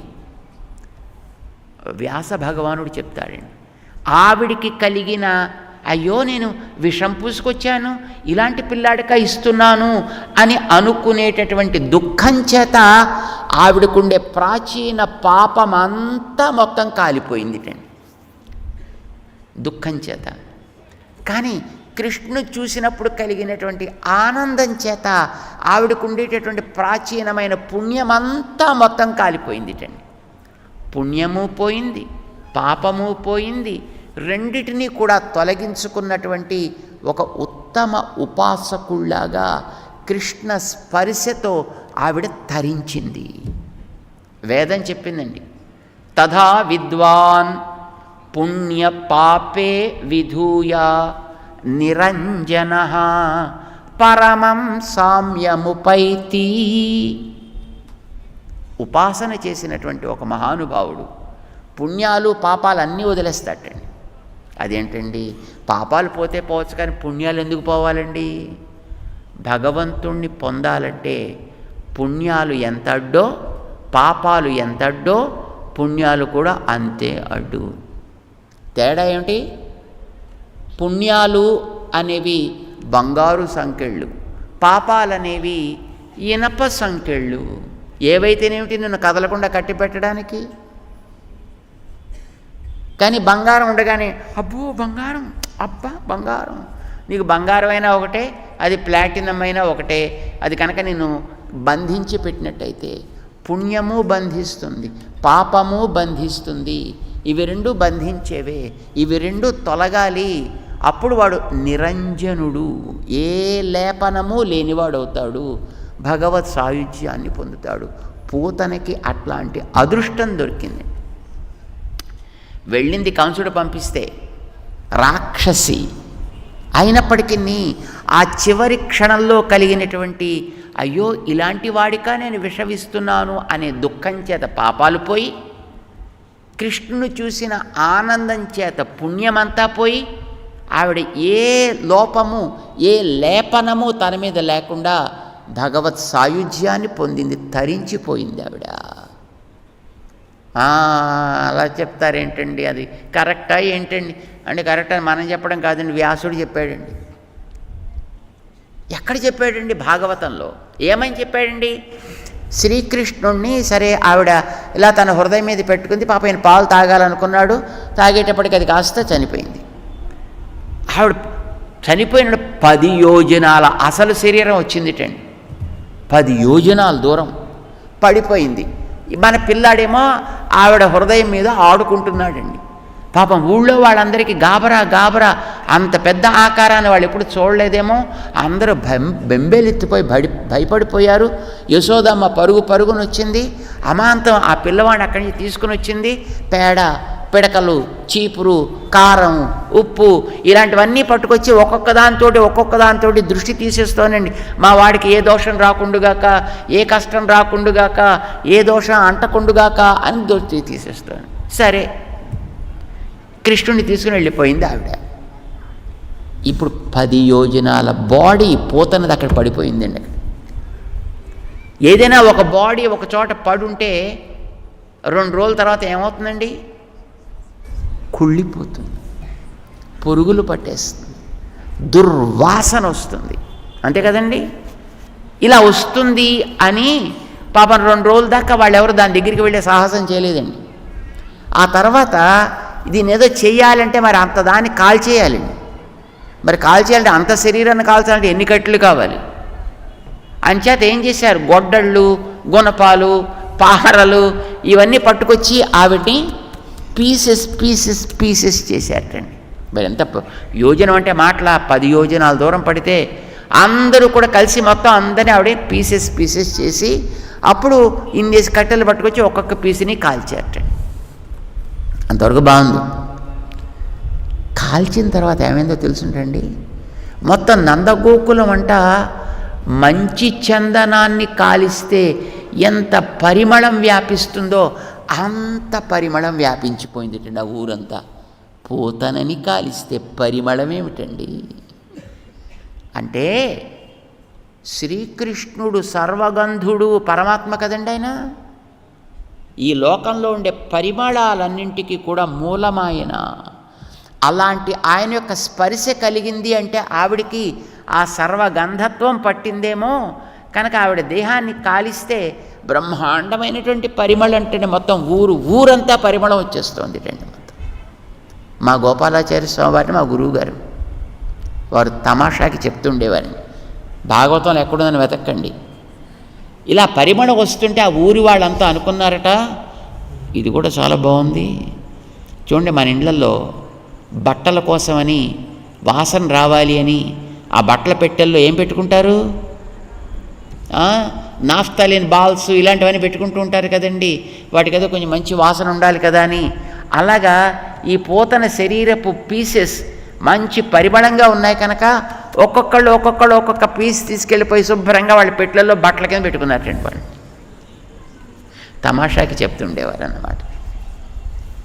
పూతన సంహారము చేసినవాడు అనగానే వాళ్ళల్లో ఒక ఆనందం. ఏమి ఆనందం? ఎవరి పూతన?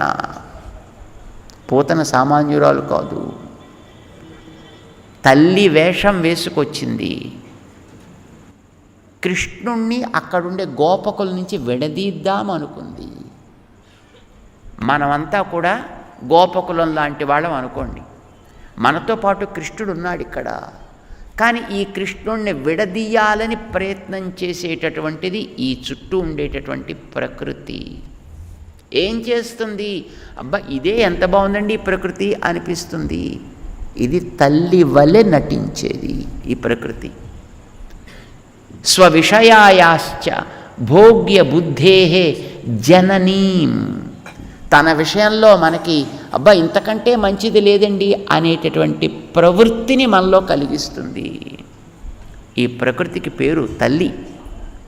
తల్లి వలె నటించేది ఇది పూతన. భగవంతుడు ఏం చేస్తాడు? ఆ పూతన యొక్క స్తనములకి పూసినటువంటి విషాన్ని ఆరగించేస్తాడు ఆయన. ఏమిటి దీనికి ఉండేటటువంటి విషము? ఆవిడ విషాన్ని పూసుకొచ్చిందండి. కానీ ఈ ప్రకృతి విషం కంటే ప్రమాదకరమైంది మనకిస్తుందండి. ఏమంటారు దాన్ని? ఇంకొక అక్షరం దాంట్లో ఎక్కువ ఉంటుందండి.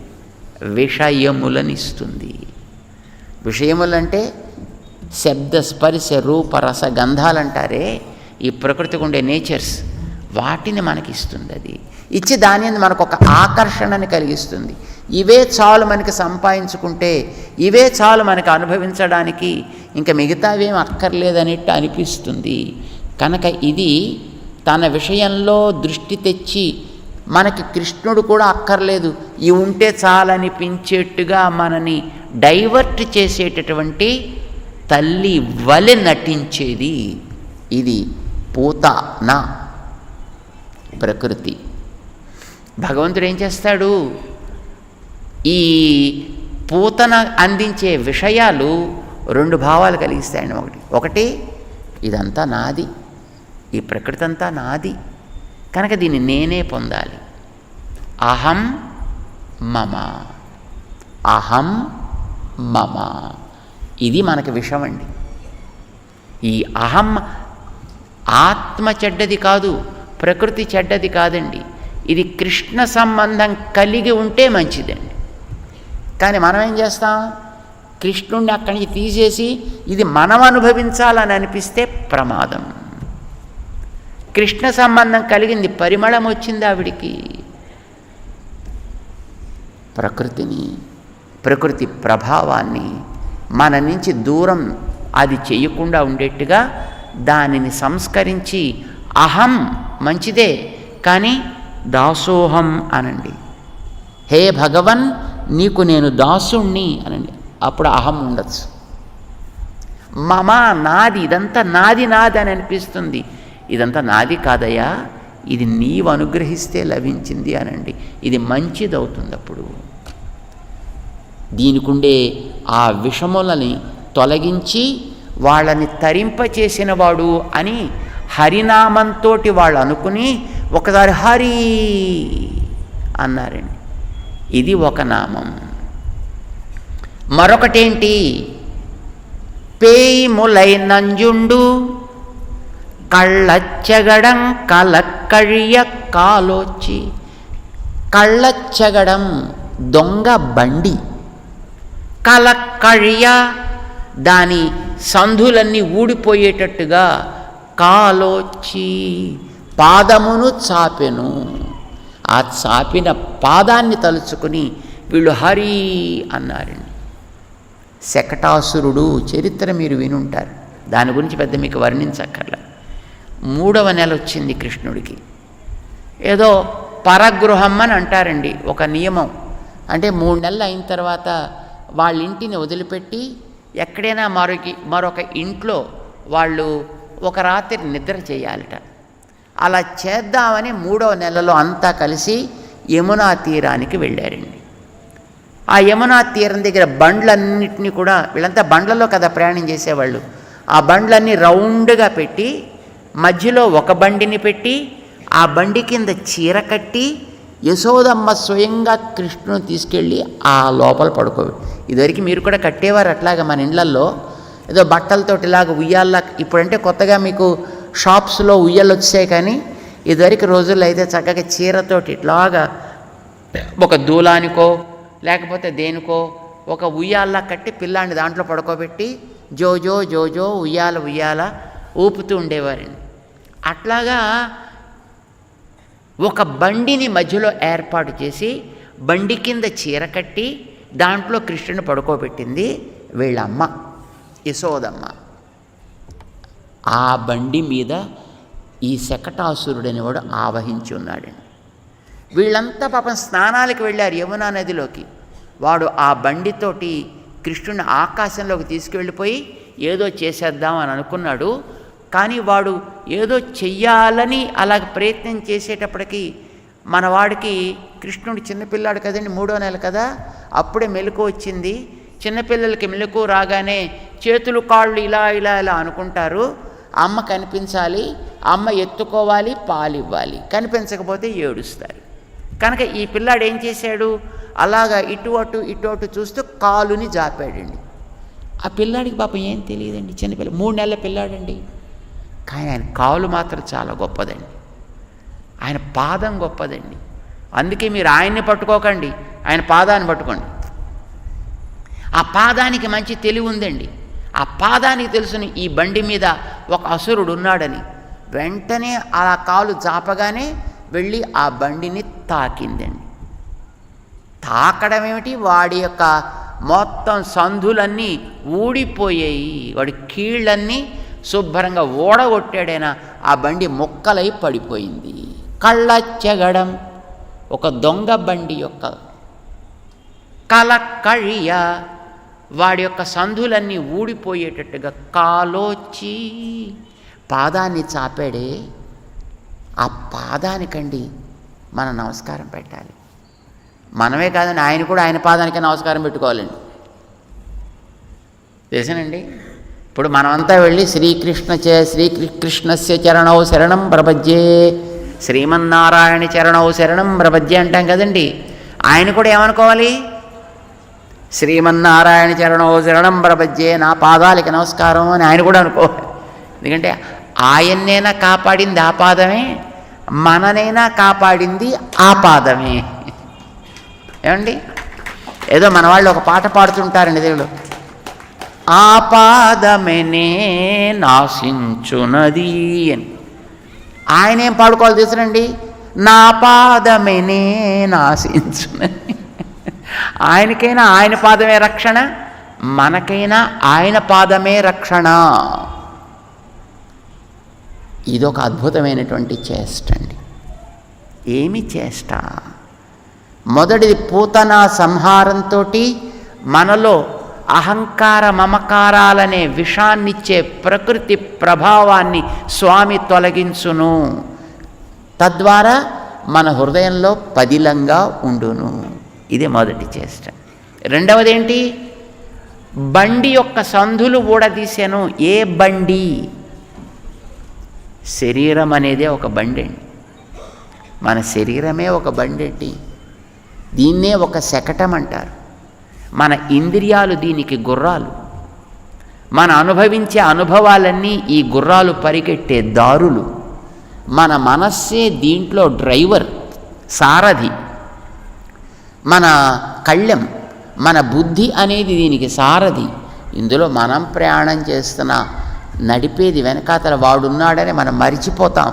నేనే నడుస్తున్నా, నాదే జీవితం, నాదే అనుభవం, ఇలా బతుకుతూ ఈ శరీరం దీనివల్ల కలిగే సుఖాలు నా కోసం అనుకుంటాము. అప్పుడు ఈ శకటం అసుర ఆవిష్టమవుతుంది, చెడ్డదవుతుంది. ఏం చేయాలి? చూడండి ఎంత ప్రమాదకరమైన సిచ్యువేషన్ చూడండి. పూతనంటే ఎక్కడో ఇంట్లో పడుకోబెట్టుకుంటే తల్లి వేషం వేసుకొచ్చింది, ఛాన్స్ ఉంది. కానీ ఇప్పుడు తల్లే స్వయంగా తీసుకెళ్ళి ఆ బండి కింద పడుకోబెట్టిందండి. ఎంత భయంకరమైన సిచ్యువేషన్ చూడండి. పాదం ఉంది కనుక మనం బతికి బయటపడ్డాం, కానీ ఆయన బతికి బయటపడ్డాడు. కానీ ఆ పాదానికి నమస్కారం అందుకే పెట్టాలండి. ఏమి చెప్పాడు దాంట్లోనూ? ఈ బండి ఏం చేస్తుంది? ఈ బండి కూడా మనం చేసే పనులన్నీ నా లాభం కోసం నేను చేస్తున్నా, నా సుఖం కోసం నేను చేస్తున్నాను. దేనివల్ల? 2 చక్రాలు. ఏవా చక్రాలు? పుణ్యము పాపము, పుణ్యము పాపము. ఈ చక్రాలతోటి సాగుతూ ఉంటుంది ఈ బండి. అయితే కృష్ణుడిని అక్కడ చేర్చండి. దీంట్లో ఉండే పుణ్య పాపాలని తొలగించి పారేస్తాడు ఆయన. పుణ్యపాపాలను ఇందులోంచి తీసి పారేస్తాడు ఆయన. ఈ బండిని సవ్యంగా తన మార్గంలో నడిచేటట్టు చేసుకుంటాడు. ఇది తలుచుకున్నగానే ఆ ఊళ్ళో ఉండేటటువంటి ఆ మహానుభావులైనటువంటి మునులు, యోగులంతా హరి, రెండవసారి హరి అన్నారు. ఇలా చేసి ఏం చేస్తున్నాడు? వెள்ளత్తరవిల్ తుయిలమరంద విత్తు. వెள்ளత్తరవు తెల్లటి ఆదిశేష పాన్పుపై తుయిలమరంద ఈ పూతనని సంహరించిన అలుపు, శకటాసురుణ్ణి తన్నిన అలుపు తీరాలని కాబోలు ఆ తెల్లటి శేష పాన్పు మీద అలా పవ్వళించాడు ఆయన. అయితే ఆయన అలా అలుపుతోటి పవ్వళించినాడా? కాదు. మరి దేనికి? ఈ లోకాలన్నిటినీ ఎట్లా కాపాడాలని ఆలోచించేటటువంటి ఒక యోగ స్థితిలో ఆయన అక్కడ పడుకున్నాడు కనుక దానికి యోగ నిద్ర అని పేరు పెట్టారు. మంది తామస నిద్ర, ఆయనది యోగ నిద్ర. ఆ రహస్యం తెలిసిన వాళ్ళు మనకి చెప్తారండి. ఏం చేస్తాడు అక్కడుండి? ఆలోచన చేసి తిరిగి మళ్ళీ మనకి మంచి భవిష్యత్తుని కల్పించడానికి మళ్ళీ కొత్త కొత్త సృష్టిని చేస్తూ ఉంటాడు. తన నాభిలోంచి మళ్ళీ ఒక బ్రహ్మని తెచ్చి మళ్ళీ కొత్త సృష్టి, మళ్ళీ దీన్ని విత్డ్రా చేసేయడం, మళ్ళీ కొత్త సృష్టి. అది సక్సెస్ కాకపోతే మరొకసారి. ఇప్పటిదాకా ఎన్నిసార్లు చేశాడండి అలాగా? లెక్కలేదు. ధాతా యథా పూర్వమకల్పయత్. ఈయన మళ్ళీ అలా భూత్వా ప్రలీయతే చేస్తూనే ఉంటాడు ఈ సృష్టిని. విసుగులేని రైతైనా ఆయనకి ఎప్పుడు కూడా ఇంత చేశా, ఇంకా ఎప్పటికీ వీళ్ళు మారలేదు, ఇంకా వీళ్ళని నేను పట్టించుకోను, పొండి మీ ఇష్టం వచ్చినట్టు అనలేడు ఆయన. మన మీద ఉండేటటువంటి ప్రేమ చేత, గర్భ సంబంధం చేత, మళ్ళీ పాపం ఇంకొక ప్రయత్నం చేసి ఇంకో ఛాన్స్ ఇద్దాం, another chance, let us give another chance. He keeps on and on giving chances after the chances for us to grow more, grow towards him. తనకేసి మనం పెరగాలి అనే కోరుకుంటాడు ఆయన. మునుల యొక్క, యోగుల యొక్క వాళ్ళ హృదయం అనేటటువంటి సముద్రంలో, ప్రేమ జలాలలో 5 రకాలుగా ఉండేటటువంటి జ్ఞానానికే ఆదిశేషుడని పేరండి. ఏమిటి 5 రకాలుగా? మనకుండే జ్ఞానం 5 రకాలుగా ఉంటుందండి. ఆ 5 రకాల జ్ఞానం కలిగిన మనమే ఆదిశేషుడు లాంటి వాళ్ళం అని అనుకోండి. అది వాడు పైన ఉన్నంత వరకు అది మంచిగా ఉంటుందండి. ఇప్పుడు అంటే మనమంతా మంచివాళ్ళమే అనుకోండి, కానీ పాము కంటే ప్రమాదం అండి ఈ మనుషులు. ఎందుకంటే పాముకి కూరల్లోనే విషం ఉంటుందిటండి, మనిషికి సుమతి శతకంలో చెప్పాడండి పాపం పెద్ద ఆయన. తేలుకి కొండెలో ఉండును, పాముకి కూరల్లో ఉండును, నోట్లో ఉండును, కలునకు నిలువెల్ల విషము కదరా సుమ. మనిషి అంత ప్రమాదకరం, నమ్మడానికి వీల్లేదు సుమండి. నమ్మకం కలిగించేట ఉంటాడండి, కానీ ఎప్పుడేం చేస్తాడో తెలియదు మనకి. కనుక be careful about the man. ఎప్పుడు వీడు మంచివాడు అవ్వాలి, వదిలేస్తే వీడు 5 తలల్లోంచి విషం కక్కుతాడు. పైన స్వామిని పెట్టండి, ఆ పైన శ్రీ మహావిష్ణువు కనుక శయనించి ఉన్నాడా, అప్పుడు ఆ పాము ఆది శేషుడు అవుతాడు. స్వామి, మా హృదయాల్లో ఉండి మా ప్రేమ సాగరంలో నువ్వు తేలి ఆడుతూ మా జ్ఞానాన్ని నీ విషయంలో పనిచేసేటట్టుగా చేసుకునేటటువంటి హరి అని ఇంకొకసారి అంటున్నారు. వెళ్ళత్తరవిల్ తుయిలమరంద విత్తినై. అయితే ఆయన ఎవడు? ఈ ప్రపంచానికి అంతటికీ విత్తనము, విత్తు. ఇందులోంచి మళ్ళీ ప్రపంచం పుడుతూ ఉంటుంది, ఆయనలోంచే వస్తుందండి ప్రపంచం అంతా. మళ్ళీ ఆయనలో చేరుతుంది, ఆయనలోంచి వస్తుంది. కనుక ఆయనకి విత్తనము అని పేరు పెట్టారండి. బీజము, ఈ ప్రపంచానికి మూలము. ఏం చేస్తున్నారండి? ఉళ్ళత్తుకొండు తమ మనస్సుల్లో నింపుకుని మునివర్గళం యోగిగళం, మునులు యోగులు కూడా మెళ్ళ எழுந்து అరియన్న పేరరవం. హరి హరి ఒక్కొక్కటి తలుచుకుంటే వాళ్ళకి ఒక్కొక్క ఆనందం అండి. వాళ్ళ లోపల దోషాలన్నీ తొలగిపోతున్నాయండి. తొలగిపోగానే వాళ్ళకి తెలియని ఒక అప్రాకృతమైనటువంటి ఒక ఆనందం పొంగి పొంగి ప్రవహిస్తోందండి. హరి హరి హరి అని వాళ్ళంతా కూడా ఆ ఊళ్ళో గోశాలల్లో తిరుగుతూ పలికేటటువంటి హరినామాలన్నీ కూడా మా చెవుల్లో పడి చల్లటి నీళ్లు పోసినట్టుగా మా గుండెల్లోకి దిగితే మేము ఉండలేక లేచి వచ్చి నిన్ను లేపడానికని నీ ఇంటి ముందరకు వచ్చి నిలబడ్డాం. ఇంకా లేవే, అంత చిన్ని పిల్లవి నువ్వు. పిల్లాయి ఎഴുందిరాయి అని ఈవేళ మొదటి గోపికని లేపారు. పాపం ఇంతలా చెప్పిన తర్వాత కూడా ఇంకా ఆవిడ పడుకుని ఉండగలుగుతుందా ఏంటి?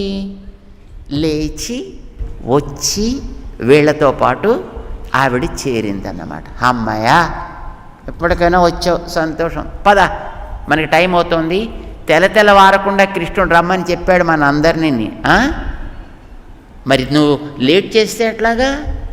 అంచేత పదండి పోదాం అని బయలుదేరి 2వ గోపబాలిక ఇంటి ముందరికి చేరుతున్నారు.